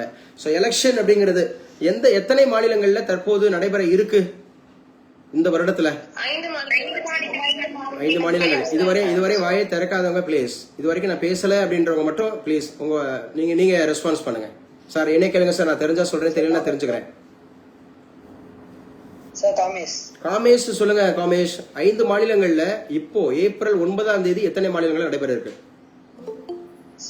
3 சார். அந்த 3 நல்லா சத்தமா சொல்லுப்பா, உற்சாகமா சொல்லுப்பா. அந்த 3 மாநிலங்கள் யார் யாருப்பா? அசாம், கேரளா, புதுச்சேரி. அசாம், கேரளா, புதுச்சேரி அப்படிங்கறதுல ஒரே காலகட்டத்தில் நடத்துறாங்களா அல்லது வெவ்வேறு காலகட்டத்தில் நடத்துறாங்களா? எத்தனை பேசஸ்? சார் ஒரே காலகட்டத்தில். ஒரே காலகட்டம் நடத்துறாங்க இல்லையா? சோ அடுத்து எங்க நடக்க போகுது? இது 3 முடிஞ்சதுக்கு அப்புறம் சார் தமிழ்நாடு, இன்னொன்னு மட்டும் ஞாபகம் வர மாட்டேங்குதா? வெஸ்ட் பெங்கால். தமிழ்நாடு மொத்தம் எத்தனை தொகுதிகள்? 234. 234 அப்படிங்கிற மாதிரி டவுட்ல இருக்க கூடாது, கன்ஃபார்ம் பண்ணுங்க. Yes sir, confirm sir. 234 அப்படிங்கிறது கன்ஃபார்ம். சரி, யாரு நம்மளுடைய chief election officer? Tamil Nadu chief election officer Archana Patnaik அப்படிங்கிறவங்க. எவ்வளவு பேர் வாக்களிக்க போறாங்க தமிழகத்தில இருந்து? சார் தமிழகத்துல சார் எக்ஸாக்டா சொன்னேன், எக்ஸாக்டா தெரிஞ்சவங்க சொல்லுங்க. தமிழகத்துல இருந்து எவ்வளவு பேர் வாக்களிக்க போறாங்க? 5.67 crore சார். 5.67 crore. 3 லட்சம்னு யாரும் சொன்னாங்களேப்பா. தமிழ்நாட்டுல வாக்காளர்களே 3 லட்சம் தான் இருக்காங்க. அது காரைக்குடியில. அது காரைக்குடியில ஓட்டு போட போறவங்க தான் 3 லட்சம் பேர் இருக்காங்க அப்படின்னு சொல்லி பார்த்தோம். 3 பார்த்தோம். ரைட், சரி கவனிச்சுங்க. Okay Kamesh, congrats. ஓகேப்பா, பாருங்க இதை பத்தி ஒரு ஜெனரல் வியூஸ் நல்லா படிச்சுங்க. நம்மளுடைய போலிங் டைம் என்னன்னு பாருங்க. வாக்குப்பதிவு நேரம் இந்த தேர்தல்ல காலையில 7 மணில இருந்து 5 மணி வரைக்குங்க. காலையில 7 மணில இருந்து 5 மணி வரைக்கும். இது மட்டும் சும்மா ஜெனரல். நீங்க இதை நான் இது கொடுத்துறேன் உங்களுக்கு, இந்த பிபிடி உங்களுக்கு நான் கொடுத்துறேன். நீங்க you need not take a notes. நீங்க நோட்ஸ் எடுக்க தேவையில்லை, சும்மா ஜஸ்ட் லிசன். அதே மாதிரி ஒரு சாதாரண வாக்குச்சாவடி குழுவில் எத்தனை அதிகாரிகள் இருப்பாங்க? ஒவ்வொரு போலிங் சென்டர்லயும் எவ்வளவு பேர் இருப்பாங்க அப்படின்னு கேட்டா, ஒரு ஹெட் இருப்பாருங்க, ஒரு ஹெட் ஆபீசர் இருப்பாரு. அதுக்கப்புறம் 3 அந்த மாதிரி இருக்கக்கூடிய போலிங் ஆபீசர்ஸ் இருப்பாங்க. மொத்தம் 4 பேர் ஒரு போலிங் ஸ்டேஷன்ல. நல்லா தெரிஞ்சு வச்சுங்க, ஒரு போலிங் ஸ்டேஷன்ல எத்தனை பேர் இருப்பாங்கன்னா 4. அதுல ஹெட் ஒருத்தர், சோ 3 அப்படிங்கிற மாதிரி ஆபீசர்ஸ் இருப்பாங்க. சரிங்க, இத வந்து அந்த முகவர்கள்னு சொல்றாங்களே, ஏஜென்ட். அந்த ஏஜென்ட் அப்படிங்கிறதுக்கு ஒரு படிவம் இருக்கும். அந்த படிவம் வந்து பாத்தீங்கன்னா ஏஜென்ட் மூவ்மெண்ட் ரெஜிஸ்டர், அதுக்கு பேரு ஏஜென்ட் மூவ்மெண்ட் ரெஜிஸ்டர். அப்ப நான் சொன்னேன் அந்த ஹெட்டா இருப்பார்ல, அந்த ஹெட்டா இருக்கிறவரு அவர் என்ன பணிகளை POI அப்படின்னு சொல்லுவாங்க, போலிங் ஆபீசர் 1. அவருடைய பதவி போலிங் ஆபீசர் 1 அப்படிங்கிற பதவியில இருப்பாரு. சோ இதெல்லாம் முக்கியமா தெரிஞ்சுக்கிற வேண்டியது. அப்புறம் இந்த குறுக்கு கோடு போடுறாங்க, வட்டம் இடணும், நட்சத்திர குறியிடப்படணும், இறுதி 4 எண்கள் இருக்கு, இதெல்லாம் நமக்கு தேவையில்லை. எபிக்கு தேவையில்லை, ஏசி தேவையில்லை. அதே மாதிரி வாக்காளர் பட்டியலில் டெலிட்டட் என இருந்தால் வாக்களிக்க அனுமதிக்கலாமா? கூடாது. வாக்காளர் பட்டியலில் அவர் பேர் இல்ல, டெலிட்டட் இருந்துச்சுன்னா சோ அவர் வந்து வாக்களிக்க அனுமதிக்கலாமான்னு கேட்டா கிடையாது அப்படின்னு சொல்லக்கூடியது. சரி, யாருங்க 21 வயசுல இருந்து 18 வயசா குறைச்சு வருது வாக்களிக்கும் வயதை?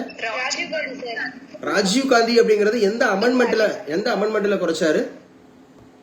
61வது அமெண்ட்மெண்ட் சார். 61வது அமெண்ட்மெண்ட் அப்படிங்கறதுல குறைச்சாரு இல்லையா? சரி, அந்த 61வது அமெண்ட்மெண்ட் எந்த வருஷம்? 1988 சார். 1988 அப்படிங்கிறது. சோ 1988க்கு பிறகு எந்த தேர்தல் ஆணையம் உருவாக்கப்பட்டுச்சு? State election commission. அந்த ஸ்டேட் எலெக்ஷன் கமிஷன் அப்படிங்கறதோட ஆர்டிகிள் என்ன? 243K sir. 243K அப்படிங்கிறது. 243 அப்படிங்கிறது லெஜிஸ்லேட்டிவ் அசெம்பிளி சீட் எந்த மாநிலத்துக்கு உரியது? பீகார் சார். பீகார். அபிநயா, பீகாரோட கேபிட்டல் சிட்டி? பாட்னா சார். பாட்னாவோட பழைய பேரு? பாடலிபுத்திரம். பாடலிபுத்திரம் அப்படிங்கிறது யாருடைய தலைநகர்? புத்தர்களோட சார். புத்தரா? குப்தர் சார். குப்தர்கள் அப்படிங்கிறது. ஓகே, சொல்லுங்க பாப்போம். ஆக்சுவலா வந்து பாத்தீங்கன்னா 2வது தலைநகர் எது குப்தர்களோடது? உஜ்ஜயினி சார். உஜ்ஜயினி அப்படிங்கிறது யாருடைய பீரியட்ல அது வந்துச்சு? சார் 2ஆம் சந்திரகுப்தர் சார். 2ஆம் சந்திரகுப்தர் எவ்வாறு எல்லாம் அழைக்கப்படுறாரு?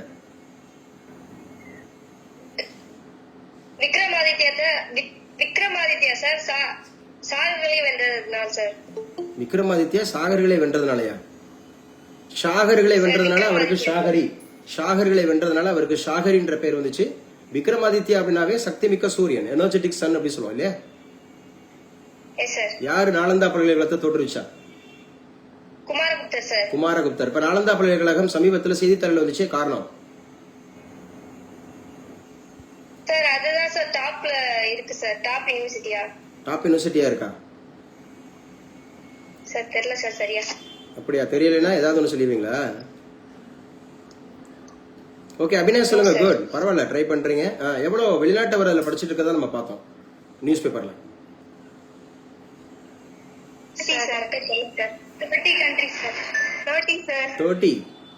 30 அப்படிங்கறத பார்த்தோம் இல்லையா? எஸ். அது யாருப்பா அழிச்சது? முகமது பின் பக்தியார் கில்சி அப்படிங்கறத பார்த்தோம் இல்ல? இங்க பாருங்க, சரியான கூற்று எதுன்னு கேட்டிருக்காங்க. இதெல்லாம் வந்து இம்பார்ட்டன்ட் கொஸ்டின்ஸ், எக்ஸ்பெக்டட் கொஸ்டின்ஸ்ங்க. சரியான கூற்று எது? அங்கீகரிக்கப்பட்ட தேசிய அல்லது மாநில கட்சி வேட்பாளராக இருந்தால் அவர் போட்டியிடும் தொகுதியை சேர்ந்த ஒரு வாக்காளர் முன்மொழிய வேண்டும். 1. இது ஒரு ஸ்டேட்மெண்ட் 1. அதாவது ஒரு தேசிய அல்லது மாநில கட்சி வேட்பாளராக அவர் இருந்தாருன்னா அவர் போட்டியிடும் தொகுதியில சேர்ந்த ஒரு வாக்காளர் அவரை முன்மொழியணும். ரைட். 2. பதிவு செய்யப்பட்ட அங்கீகரிக்கப்படாத கட்சி வேட்பாளர் அல்லது சுயேட்சை வேட்பாளர். அவர் வந்து தேசிய கட்சியாவோ மாநில கட்சியாவோ அங்கீகரிக்கப்படவும் இல்லை. அப்படிங்கிற போது இந்த தொகுதியை சேர்ந்த 10 வாக்காளர்கள் வேட்பு மனுவை முன்மொழிய வேண்டும். இது ஸ்டேட்மெண்ட் 2. ஸ்டேட்மெண்ட் 3 பொது தொகுதி அப்படிங்கிறது. பொது தொகுதிக்கான டெபாசிட் தொகை 10,000 அப்படின்னு கொடுக்குறாங்க. இது statement 3. 4 SC ST schedule caste and schedule right அப்படிங்கிறதுக்கான டெபாசிட் தொகை அப்படிங்கிறது 5,000 சொல்றாங்க. எல்லாமே சரிங்க. இதுல இருந்து 4 கேள்விகளுக்கு நம்ம பதில் தெரிஞ்சுக்கலாமா? Yes sir. 4 கேள்வி. ஆமா, அவர் தேசிய கட்சியாவோ அல்லது மாநில கட்சியாவோ இருந்தா அவர் போட்டியிடுற தொகுதியில ஒருத்தர் வந்து ஓகேங்க அப்படின்ற மாதிரி சொன்னா போதும். அப்படி இல்ல அப்படின்னு சொன்னா 10 பேரு அப்படிங்கறது வந்து அவருக்கு வந்து ஓகேங்க அப்படின்னு முன்மொழியணும். பொது தொகுதியில நிக்கிறதா இருந்தா 10,000 ரூபாய், ரிசர்வ் தொகுதியில நிக்கிறதா இருந்தா 5,000 ரூபாய். சரி, இன்னைக்கு ஒரு முக்கியமான ஒரு ஐகானிக் அப்படிங்கிற ஒரு வேட்பாளர் அப்படிங்கிறவரு தனி தொகுதியில நிக்கிறாரு அப்படின்னு சொல்லி பார்த்தோம். ரிசர்வ் தொகுதியில யார் அவரு? சார் எல் முருகனா சார்? எல் முருகனா சார்னு கன்ஃபார்ம்லாம் கேட்க கூடாது. அவர் ஒருத்தர் தானே, எல் முருகன் சார். தப்பா சொன்னாலும் பரவாயில்ல. L Murugan sir. இன்டர்வியூல இதெல்லாம் நீங்க தவிர்த்துடுங்க. இதெல்லாம் கேள்வி இன்டர்வியூல அவங்ககிட்ட ஒரு எதிர்கேள்வி எல்லாம் கேட்க கூடாது. Okay sir. Sir I think so sir, he is L Murugan the venerable அப்படிங்கிற மாதிரி இருக்கக்கூடிய ஒரு டெபுட்டி மினிஸ்டர் அப்படின்ற மாதிரி சொல்லணும். எல் முருகனா சார் நம்ம பேசுற மாதிரியே கேட்க கூடாது. இன்டர்வியூஸ்ல இன்னும் கொஞ்சம் கான்சியஸா பதில் சொல்லணும். சரியா? Yes sir. சரி சொல்லுங்க. L Murugan sir. L Murugan sir. Yes. எந்த தொகுதியில? அவினாசி தொகுதி. அவினாசி அப்படிங்கிற ஒரு தொகுதியில நிக்கிறாங்க இல்லையா? சோ யாரு பிஜேபியோட தலைவர் எங்க நிக்கிறாரு? சார் அவர் சாத்தூர் தொகுதி சார். சாத்தூர் அப்படிங்கிற நிக்கிறாரு. சோ தமிழ்நாடு காங்கிரஸ் தலைவர் எங்க நிக்கிறாரு? ஸ்ரீபெரும்புதூர் தொகுதி சார். ஸ்ரீபெரும்புதூர் அப்படிங்கறதுல யாரை நம்ம கொன்னோம்? தமிழர்கள் தான் கொன்னாங்க, அசாசினேட் பண்ணாங்க தமிழர்கள். ஸ்ரீபெரும்புதூர் அப்படிங்கறதுல யார கொன்னாங்க அப்படின்னு கேட்டா ராஜீவ் காந்தியை கொன்னாங்க. ஸ்ரீபெரும்புதூர் தொகுதியில 1991 மே 21. பேரறிவாளன் படிச்சீங்களா இல்லையா? முருகன், சாந்தனு, நளினி, இவங்கெல்லாம். 2வது கேள்வி வாசிங்க. கைவழி வாசிமா. செகண்ட் கொஸ்டின் என்ன கேட்டிருக்காங்க பாருங்க.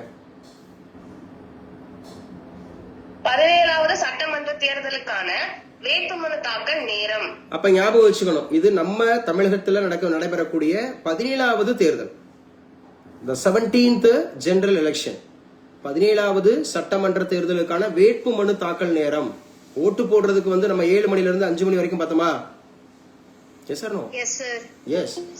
அப்ப இது வந்து நம்ம வந்து இது வேட்புமனு தாக்கல் செய்யக்கூடிய நேரம் அப்படின்னு கேட்டா காலையில 11 மணில இருந்து ஈவினிங் வந்து 3 o'clock வரைக்கும்.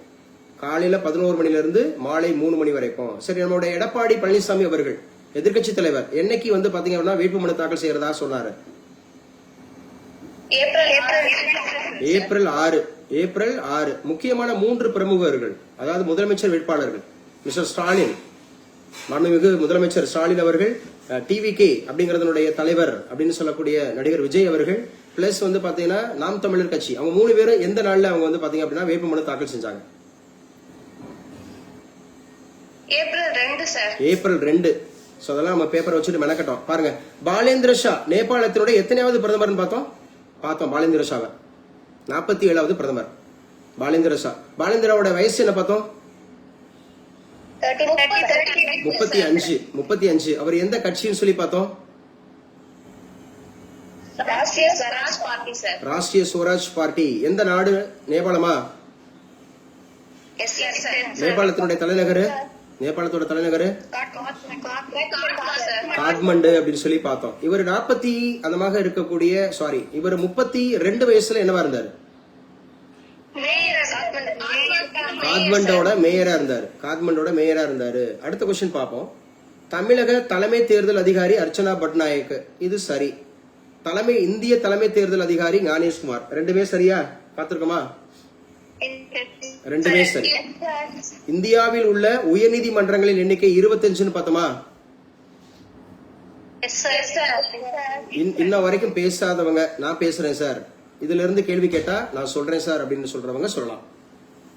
கொஞ்சம் வேகமா என்ன கேளுங்க. தெரிஞ்சா பதில் சொல்றேன், தெரியலனா தெரிஞ்சுக்கிறேன். போட்டி தேர்வுல பாஸ் பண்ணணும் தானே உள்ள அடைஞ்சிருக்கீங்க. இல்ல சொன்னவங்களே சொல்லிட்டு போயிட்டே இருக்கலாமா?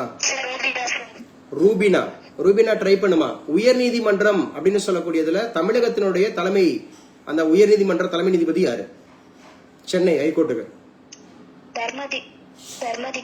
தர்ம அதிகாரி. எஸ். உயர்நீதிமன்றங்கள் அப்படிங்கறதுல எவ்வளவு அப்படிங்கிற மாதிரி இருக்கக்கூடிய நீதிபதிகள் இருக்கலாம் உயர்நீதிமன்றத்துல? Sir குறிப்பிடல sir. இந்திய அரசியலமைப்பு சட்டத்துல அது குறிப்பிடப்படவில்லை அப்படிங்கறத சொல்லியிருக்காங்க. எஸ், உயர்நீதிமன்றங்கள் அப்படிங்கிறதுக்கு அந்த தலைமை நீதிபதி அல்லது நீதிபதிகளை தேர்ந்தெடுக்கிறது யாரு? Collegium sir. தேர்ந்தெடுக்கிறது இல்லாம அவங்க ரெக்கமெண்ட் தான் பண்ணுவாங்க. கொலிஜியம் கிளியரா சொல்லணும். Sorry sir, president sir. President சொல்லக்கூடாது. பிரசிடென்ட்னா ஊருக்கு ஒரு பிரசிடென்ட் இருப்பாரு, தெருவுக்கு ஒரு பிரசிடென்ட் இருப்பாரு. President of India sir. President of இந்தியான்னு சொல்லணும்னு சொல்லி கொடுத்துருக்கேன். ஏன்னா உங்க ஊர்லயே பிரசிடென்ட் இருப்பாங்கல்ல, எங்க ஊர் பிரசிடென்ட் வருதான் சொல்லுவாங்களா சொல்ல மாட்டீங்களா? Yes sir, sorry sir. Yes, அப்ப பிரசிடென்ட் ஆஃப் இந்தியா அவர் தான் வந்து பாத்தீங்கன்னா தேர்ந்தெடுப்பாரு. சரி, யாரு பதவி பிரமாணம் செய்து வைப்பா? உயர்நீதிமன்ற நீதிபதிகளுக்கு யாரு பதவி பிரமாணம் செய்து வைப்பா? Governor sir. Governor of the state. Governor of state. Governor of the ஸ்டேட்னு சொல்லலாம், கவர்னர்னு சொல்லக்கூடாது. ஏன்னா ரோட்டரி கிளப்லயும் கவர்னர் இருப்பாங்க, கவர்னர் அசிஸ்டன்ட் கவர்னர்லாம் இருப்பாங்க. சரி சார். அதனால மறுபடியும் சொல்றேன், கவர்னர் ஆஃப் தி ஸ்டேட்னு சொல்லி பழங்க. கவர்னர் ஆஃப் தி ஸ்டேட், அவ்வளவுதான். Okay, good. இப்ப யாரு இவங்களை பதவியில இருந்து தூக்குவா? உங்களை பதவியில இருந்து யார் தூக்குவா? Parliament sir. பார்லிமெண்ட் அப்படிங்கிறது இல்லையா? எஸ், கங்க்ராட்ஸ்மா. Okay, super. அடுத்து பாருங்க, இந்த G7 அப்படிங்கிறது 2026 உச்சி மாநாட்டை நடத்துறது யாரு சார்? இந்த சம்மிட் நடத்துறாங்க அப்படின்னு கேட்டா பிரான்ஸ் சார். இதுல இருந்து கேள்வி கேளுங்க, தெரிஞ்சா சொல்றேன், தெரியல தெரிஞ்சுக்கிறேன்.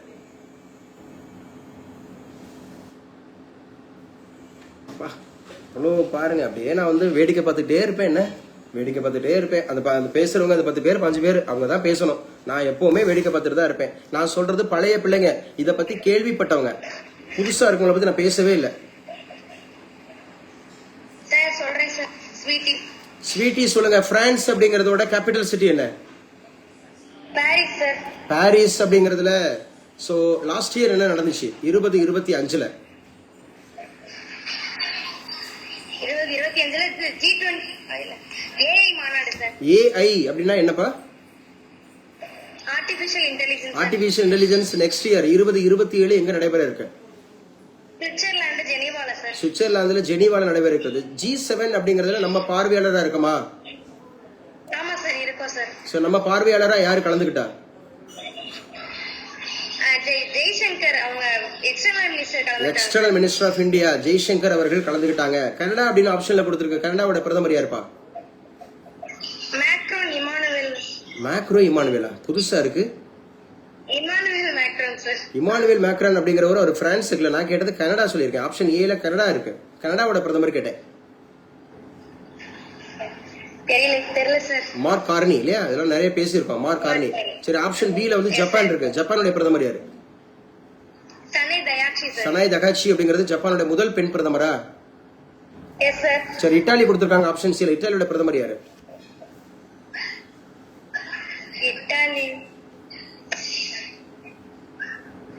சார்ஜியோ மெலானின்னு சொல்லி பார்த்தோமா? சார்ஜியோ மெலானி.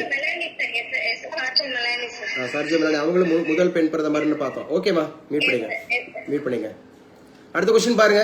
தமிழ் எழுத்தாளர் தமிழ் செல்வனுக்கு கீழ்கண்ட எந்த நாவலுக்காக 2025ஆம் ஆண்டிற்கான சாகித்ய அகாடமி விருது வழங்கப்பட்டுள்ளது அப்படின்றப்ப தமிழ் சிறுகதையின் தடங்கள் யாருக்கு இது சம்பந்தப்பட்டது கேட்டா யார் சொல்லுவா?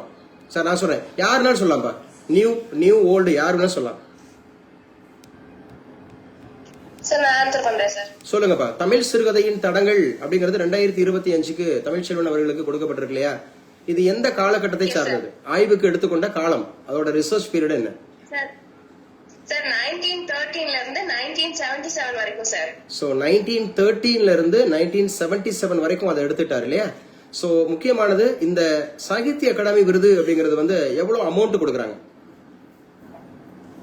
சார் 5 லட்சம் சார். 5 லட்சம் ரூபாய் கொடுக்கறாங்க. சாகித்ய அகாடமி விருது பெற்ற முதல் தமிழ் இலக்கியம் எது?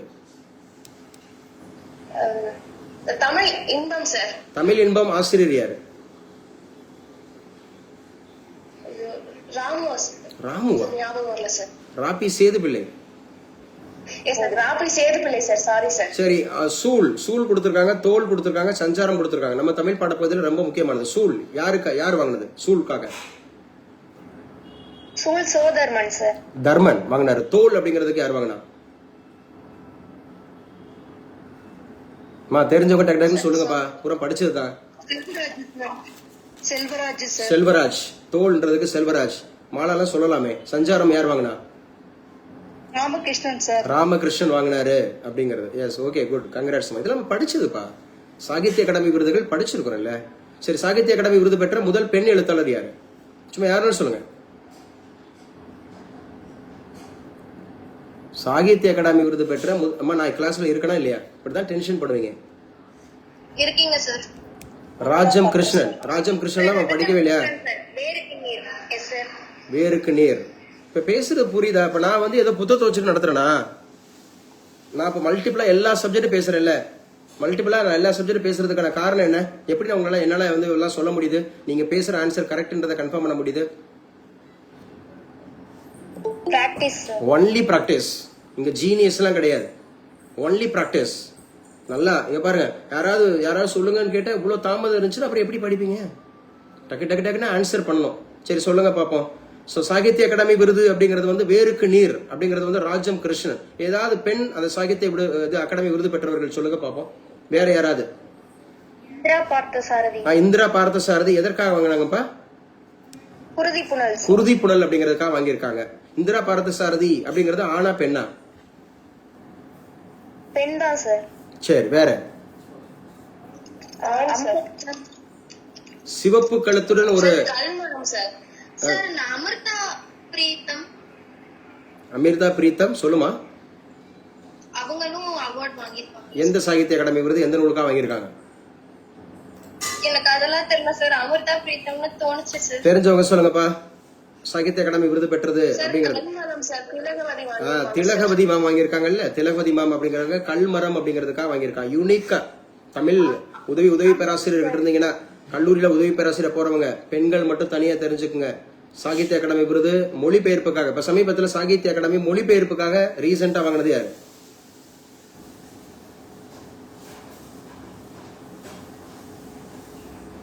அருந்ததி ராயா சார். அருந்ததி ராய் வந்து எங்கப்பா சாகித்ய அகாடமி விருது வாங்கினாங்க?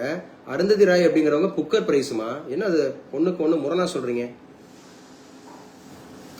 அதுவுமே மொழிபெயர்ப்பு கிடையாது. அவங்க காட் ஆஃப் ஸ்மால் திங்ஸ் அப்படிங்கிறதுக்காக வாங்கினாங்க. இப்ப ரீசெண்டா பார்த்தோம்ல, ஒரு டீச்சர் வாங்கினாங்க, கன்னியாகுமரியில இருந்து வாங்கினாங்கல்ல, பார்த்தோம்ல. ஏமா எண்டே அப்படின்னு சொல்லிட்டு மகனே மகளாவே சொல்லிட்டு சொன்னாங்கல்ல, பாலியல் தொழிலாளர்கள் அப்படின்னு சொல்லக்கூடிய அவங்கள வச்சு வந்து பாத்தீங்கன்னா என்ன சார் ஒரு சொன்ன விஷயத்த கரெக்டான வந்து இத பத்தி பேசிருக்கோமா இல்லையா?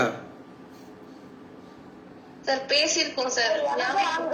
எனது ஆண்கள் ஜமீலா எழுதி எனது ஆண்கள மொழி எனது ஆண்கள் எழுதியிருக்கோம். யாருமா அவங்க பேர் சொல்லுங்க. எண்டே ஆண் அப்படின்னு சொல்லிட்டு எனது ஆண்கள் எண்டே ஆண் சொல்லக்கூடிய மலையாளத்துல இருந்ததா தமிழ்ல மாத்தினாங்க. அவங்க பேர் சொல்லுங்க.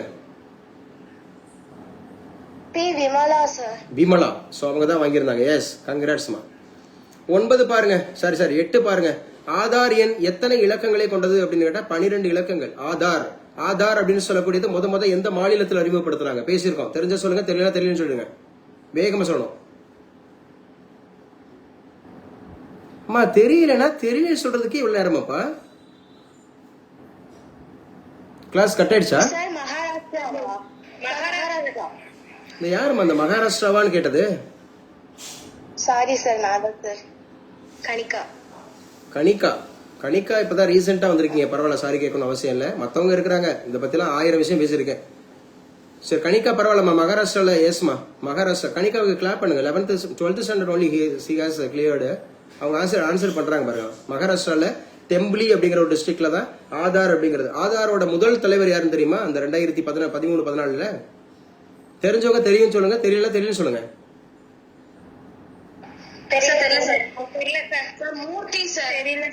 நாராயணமூர்த்தி அப்படிங்கிறது எதோட தலைவருங்க அப்ப இருந்தாரு? இன்ஃபோசிஸோட முதல் தலைவர் இல்லையா? நாராயணமூர்த்தி அவர்கள் தான் இருந்தாரு. இந்த ஆதார் அப்படிங்கிறது. சரி, ஆதார் அப்படிங்கிறதுக்கான அந்த கோடு என்னது? அந்த குறியீடு வார்த்தை உதயோட எக்ஸ்பான்ஷன் என்னமா? உதயோட expansion identification. Yes, unique identification authority of India.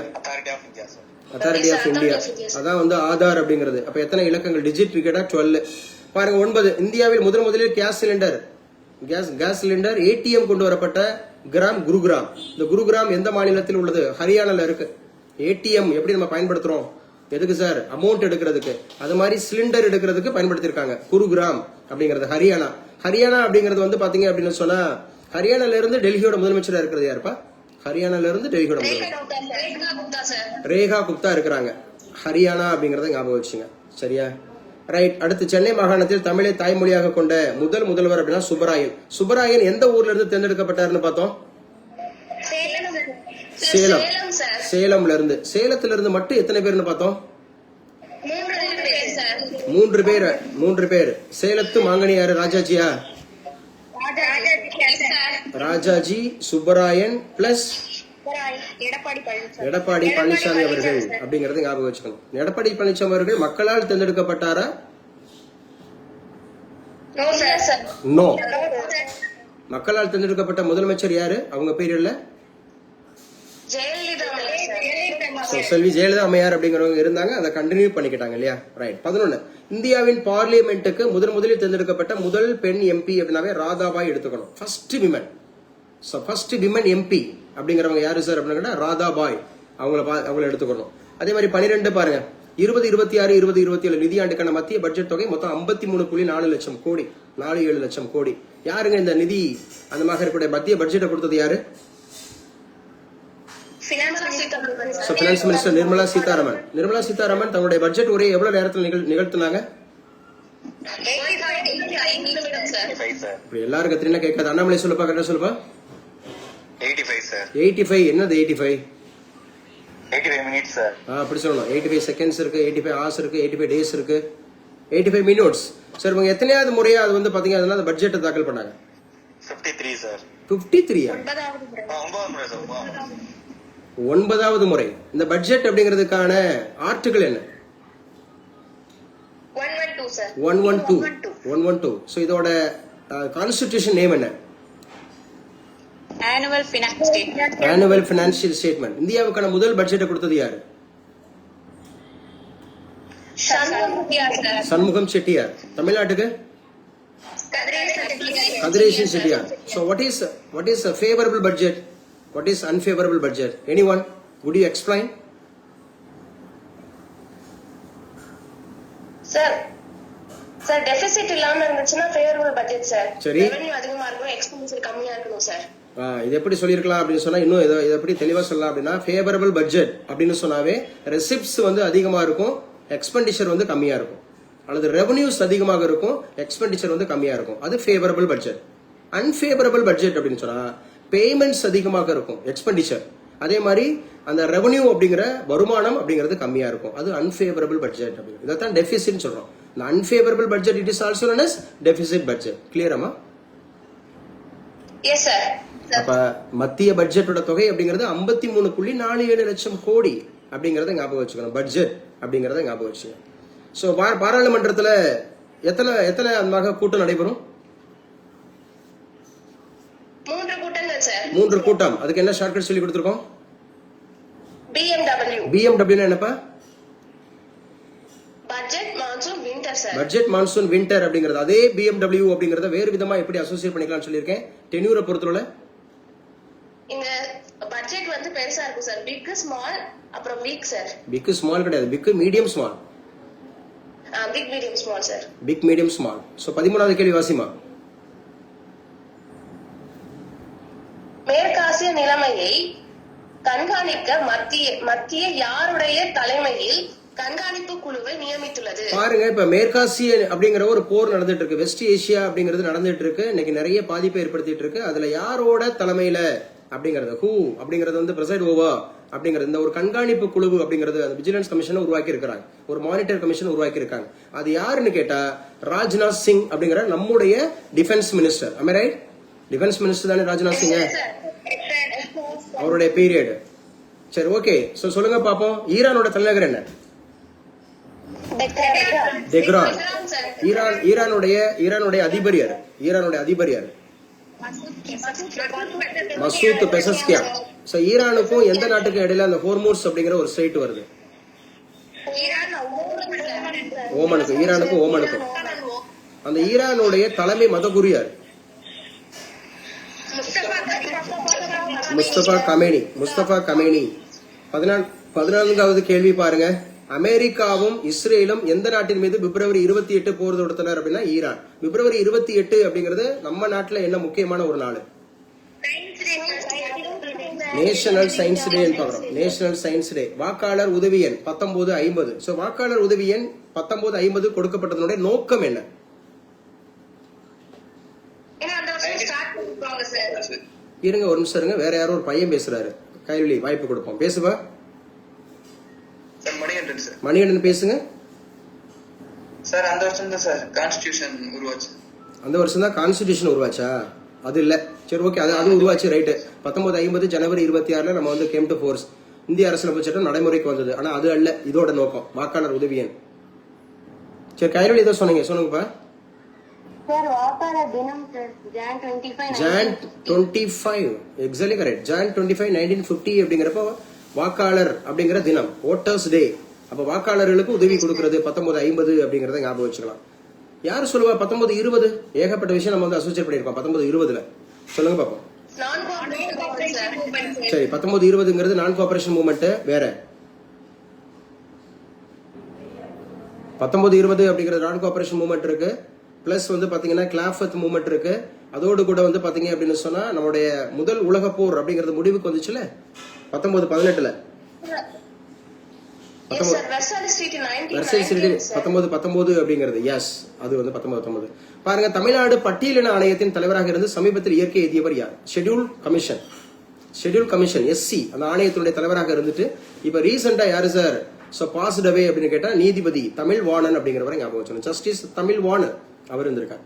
பிரதமர் மோடி இந்தியாவுடைய பிரதமராக முதலில் பதவியேற்ற நாள் 2024. பிரதமர் மோடி அவர்கள் எந்த மாநிலத்தினுடைய முதலமைச்சருடைய அந்த பதவி காலம் அப்படிங்கறத முந்தி இவர் முதன்மையான இடத்தை பிடிச்சார்?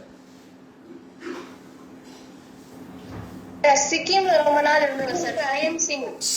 சிக்கிம் மாநிலத்தினுடைய முதலமைச்சர் யாரு? பிரேம் சிங் சாம்லே சார். பிரேம் சிங் இல்ல, Pawan Singh Chamling. Yes sir, Pawan Singh sir. Pawan Singh Chamling அப்படிங்கிறவர். அவர் 89-30, இவர் 89-31. பவன்குமார் சாம்லிங் இல்லையா, அவர் தான் இருந்திருக்காரு. 89-30 நாட்கள் அரசு தலைவராக இருந்து சாதனைப்படுத்தவர். அவரை மிஞ்சி இப்ப வந்து 31 நாட்கள் போயிட்டார். சுதந்திரத்திற்கு பிறகு இந்தியாவில் நடைபெறுவது எத்தனையாவது மக்கள் தொகை கணக்கெடுப்புன்னு கேக்குறாங்க. சுதந்திரத்துக்கு பிறகு இது 8. ஆல்ரெடி நடந்தது 7, இது வந்து 8. அதே மாதிரி சட்டமன்ற தேர்தலில் போட்டியிட பொது தொகுதிக்கு எவ்வளவு தொகை டெபாசிட்டாக செலுத்த வேண்டும்? 10,000 பார்த்தோமா? அதே மாதிரி ஷெட்யூல் காஸ்ட் அப்படி சொல்லி, அதாவது ரிசர்வ் தொகுதின்னு சொன்னா ரிசர்வ் ஷெட்யூல் காஸ்ட் மாடல ஷெட்யூல் ட்ரைபோ. சோ அந்த மாதிரி இருக்கக்கூடியது வந்து சரி, எத்தனை ஷெட்யூல் ட்ரைப் தொகுதி இருக்கு தெரியுமா தமிழ்நாட்டுல?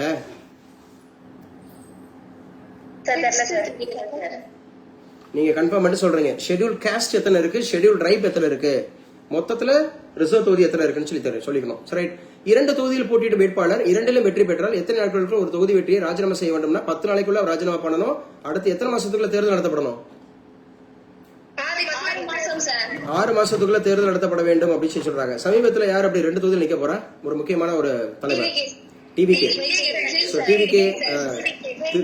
திருச்சி கிழக்கு அப்படிங்கிறது நிக்கிறாரு. பிளஸ் வந்து பெரம்பூர் அப்படின்னு நிக்கிறாரு. பெரம்பூர் அப்படிங்கிறது சமீபத்துல செய்தியில வந்துச்சு. ஏன் 80,000 கோச்சஸ்? ஏன்னா அங்கதான் ரயில் பெட்டி தொழிற்சாலை இருக்கு. 80,000 கோச்சஸ் அப்படிங்கறது பண்ணாங்க. நேபாளம் மன்னராட்சியிலிருந்து மக்களாட்சிக்கு மாறி ஆண்டு 2008 தான் மாறி இருக்கு அப்படிங்கறத ஞாபகம் வச்சுக்கணும். 2008 அந்த மாதிரி மாறி வச்சிருக்கு. ஸோ ஓகேங்க. ஸோ இன்னைக்கு உண்டான கிளாஸ்ல ரொம்ப முக்கியமா இன்னைக்கு என்னென்ன இம்பார்ட்டன்ட் டேஸ் அப்படிலாம் இருக்குன்னு பார்த்தோம். ஸோ இந்த மெட்டீரியல்ஸ் பாருங்க, ரொம்ப முக்கியமானது. பாக்சைட், ஒரு மினரல் இருக்குன்னா இந்த மாதிரி தான் கேட்பாங்க. ஒரு ஆக்சைடு தாது என்ன இருக்கு, ஒரு கார்பனேட் தாது என்ன இருக்கு, அதோட ஹாலைடு தாது என்ன இருக்கு, அதோட சல்பைடு தாது இருக்கு. மொத்தம் 4 டைப் ஆஃப் ஓர் இருக்கும். இதுல இருந்து ஒரு கொஸ்டின் கண்டிப்பா வரும். அதாவது அந்த மினரல்ஸ் அண்ட் ஓர்ஸ், இந்த டைப் ஆஃப் அந்த மாதிரி இருக்கக்கூடிய ஓர் அப்படின்னு கேட்டா ஆக்சைடு, கார்பனேட்டு, ஹாலைடு, சல்பைடு. கேள்வி எப்படி கேட்டிருக்காங்க தெரியுமா? இப்ப அலுமினியத்தோட ஹாலைடு தாது எதுன்னு கேட்பாங்க. சரியா? ஹாலைடு. அப்ப கிரையோலைட் அப்படின்னு அடிக்கணும். இப்ப அலுமினியத்தோட சல்பைடு தாது எதுன்னு கேட்பாங்க. அப்ப கலினான்னு அடிக்கணும்.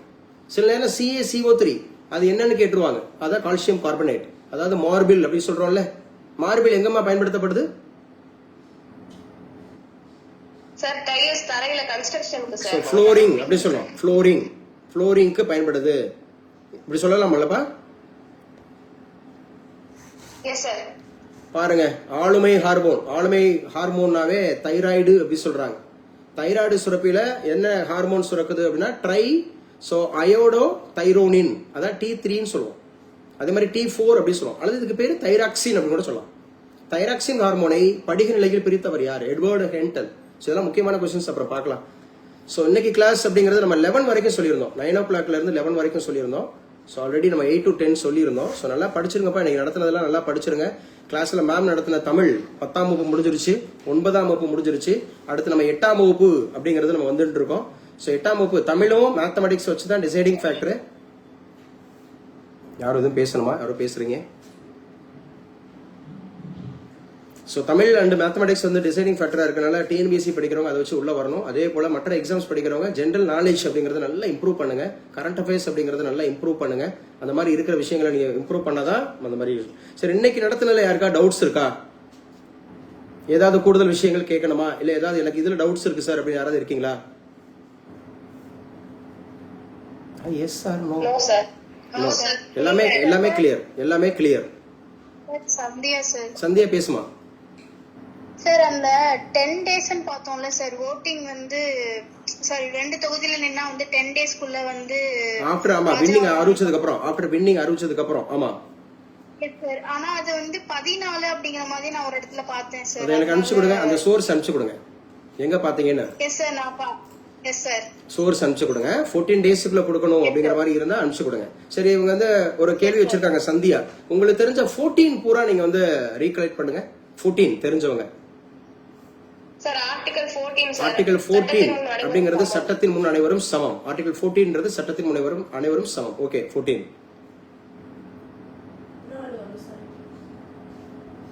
சார் சாரதா ஆக்ட் கல்யாணம் பண்ண அந்த சாரதா ஆக்ட் வரும்போது அப்ப பெண்களுக்கு 14 வயசு தான் சார் கல்யாணம். சாரதா திருமண சட்டம், சாரதா திருமண சட்டம் 1929 அப்படிங்கிற காலகட்டம் இருந்தபோது அவங்களுடைய மினிமம் ஏஜ் அப்படிங்கிறது 14 இருக்கணும் அப்படின்ற மாதிரி இருந்துச்சு. எஸ், 14. வேற சார். அப்புறம் நாட்டோ பத்தி பேசும்போது நீங்க வந்து அதோட ஃபவுண்டர் ஸ்டேட் எது சார் சொன்னீங்க? இருமா, நான் 14 பத்தி பேசிட்டு இருக்கேன். இடையில இன்னொரு கேள்வி கேட்க கூடாது. முதல்ல 14ல தெரிஞ்சவங்க அப்படிங்கிறவங்க சொல்லுங்க. 14 அப்படிங்கிற 1414ல வந்து துக்ளக் டைனாஸ்டி உருவாகி இருக்கும் சார். 14 அப்படிங்கறதுல வந்து நமக்கு துக்ளக் டைனஸ்டி அப்படிங்கறது ஒன்னு உருவாகி இருக்கு அப்படிங்கறத எடுத்துக்கலாம். எஸ், 14ங்கிறது துக்ளக் டைனஸ்டி. எஸ். வேற இது பெண்களுக்கு வந்து ஸ்கூல் பிள்ளைங்களுக்கு வந்து 9ல இருந்து 14 வயசுக்குள்ள அந்த புற்றுநோய் தடுப்பூசி போட சொல்லி. எஸ், அந்த எம்பிவி அப்படி சொல்லி பார்த்தோமா, அந்த வைரஸோட பேர் என்ன? அந்த வேக்சினோட பேர் human papilloma vaccine. Human papilloma virus அப்படிங்கிறதுக்கு வந்து அந்த செர்விக்கல் அந்த மாதிரி இருக்கக்கூடிய அந்த வைரஸ் அந்த மாதிரி இதுக்கு ஊசி போடுறது வந்து 9ல இருந்து 14 வயது அப்படின்றத பார்த்தோம். Yes, exactly correct. சரி, நம்ம முகத்துல உள்ள எலும்புகளுடைய கல்வி சொல்லுங்க சார். கல்வியில வந்து 6 to 14 years சார் கட்டாய கல்வி. எஸ், 6 வயது முதல் 14 வயதுக்கு உட்பட்ட அனைத்து குழந்தைகளுக்கும் இலவச கட்டாய கல்வி கொடுக்கணும் அப்படின்னு சொல்லி RTE சொல்லுது.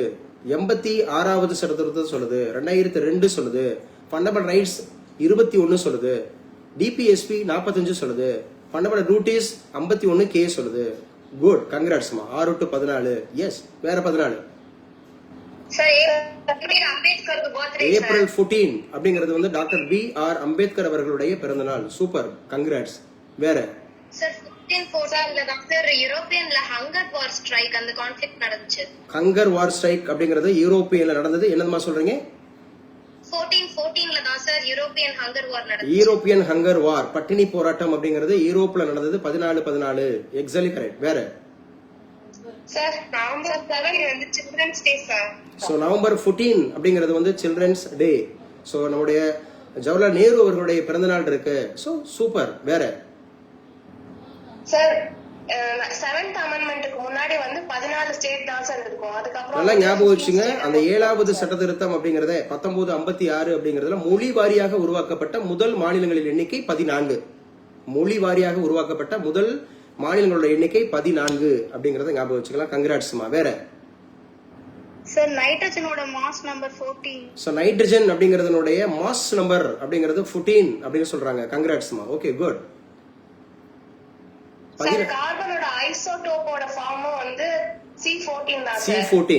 யா, கார்பனோட ஐசோடோப் C14 அப்படிங்கிறது வந்து நமக்கு வந்து ஐசோடோப் அப்படின்னு சொல்றோம். இது வந்து எது சார் அப்படின்னு சொல்லி பாத்தீங்க அப்படின்னு சொன்னா C14 அப்படிங்கிறது எதற்கு பயன்படுகிறதுன்னு சொல்லி பார்த்திருக்கோம்.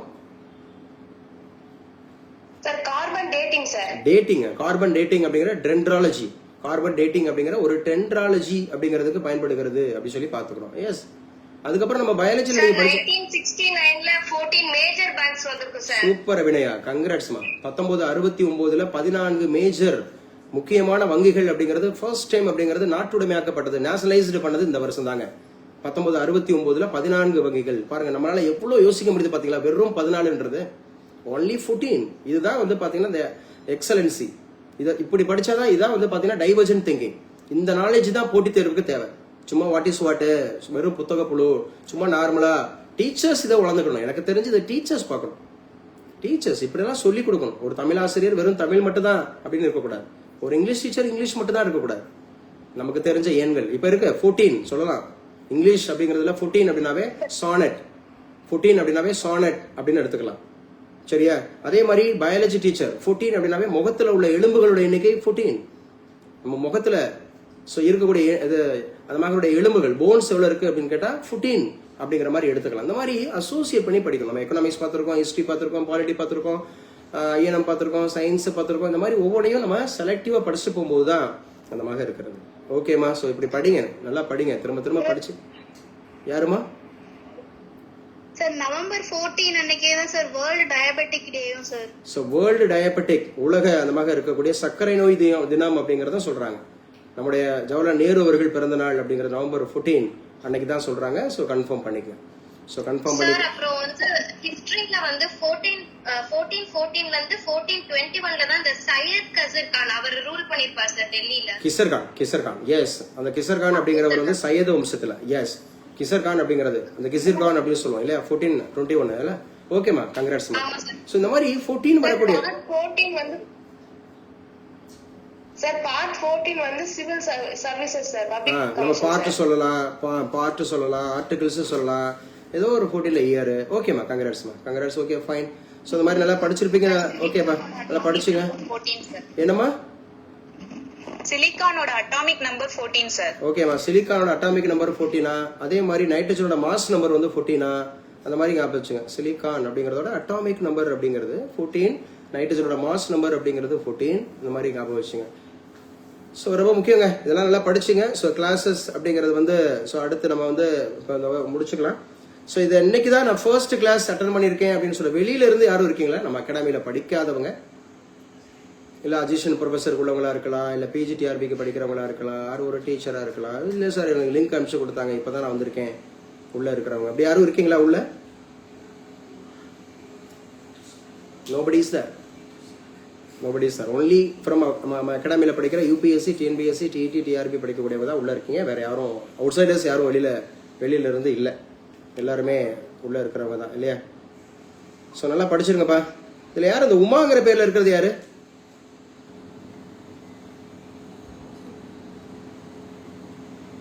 உமாங்கிற பேர்ல ஏதோ பேர்ட்ஸ் எல்லாம் உங்களுடைய டொமைன்ல இருக்கு, பேசணும் இல்லையா? அதானே நல்லா ஆறாம். ஒரு கிளாஸ் நான் அட்டன் பண்ணிட்டு இருக்கிறேன், கேள்விலாம் கேட்க மாட்டேன். ப்ளீஸ் உங்க பேரை மட்டும் சொல்லுங்க, நீங்க யாருன்றதை மட்டும் சொல்லுங்க.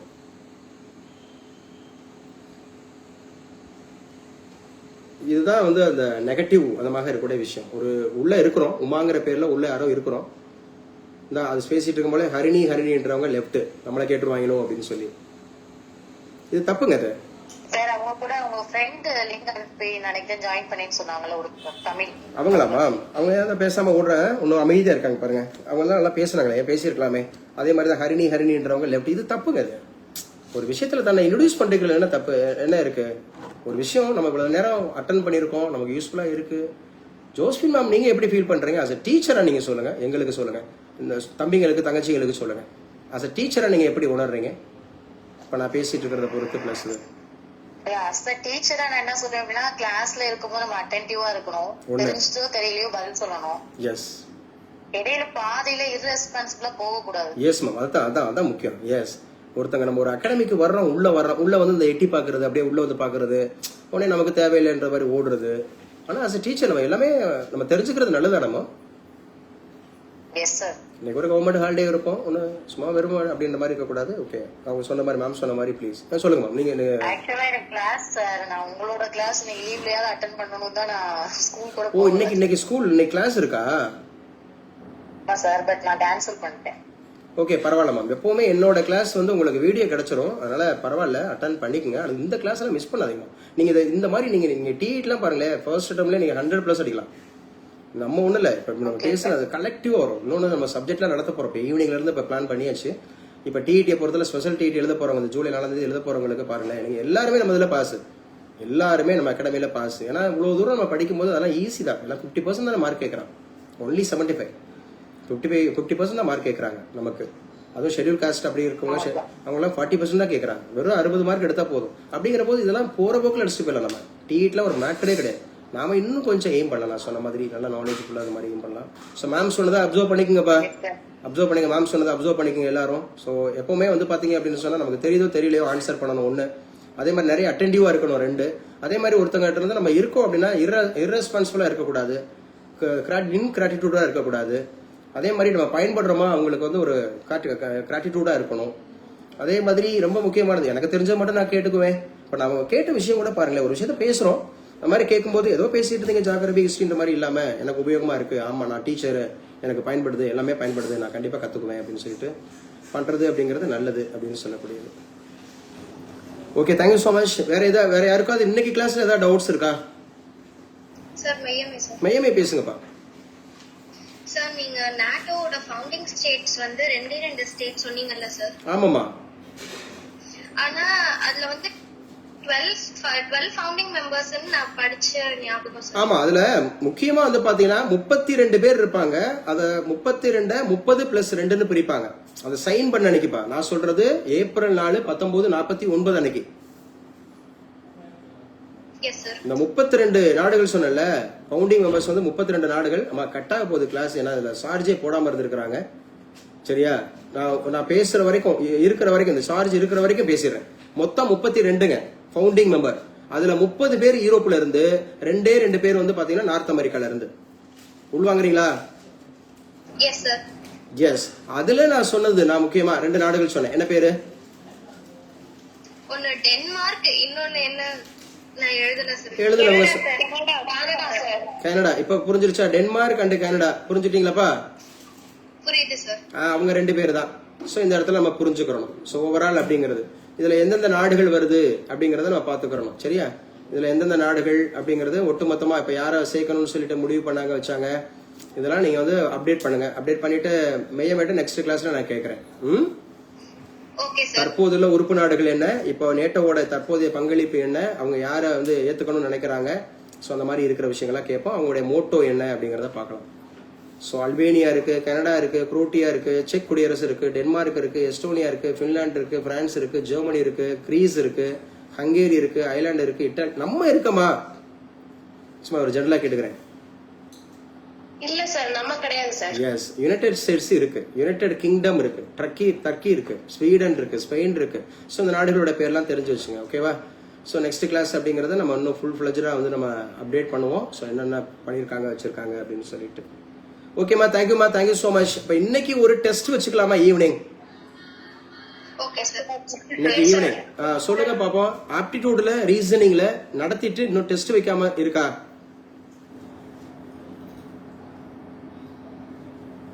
ஆப்டிடியூடு சொல்லுமா, என்னப்பா இருக்கு ரீசனிங்ல? இப்ப நான் ரீசெண்டா நடத்தினல ஆப்டிடியூட்ல ரீசனிங்ல நான் நடத்தினதுல எதுவும் டெஸ்ட் வைக்காம இருந்தா சொல்லுங்க.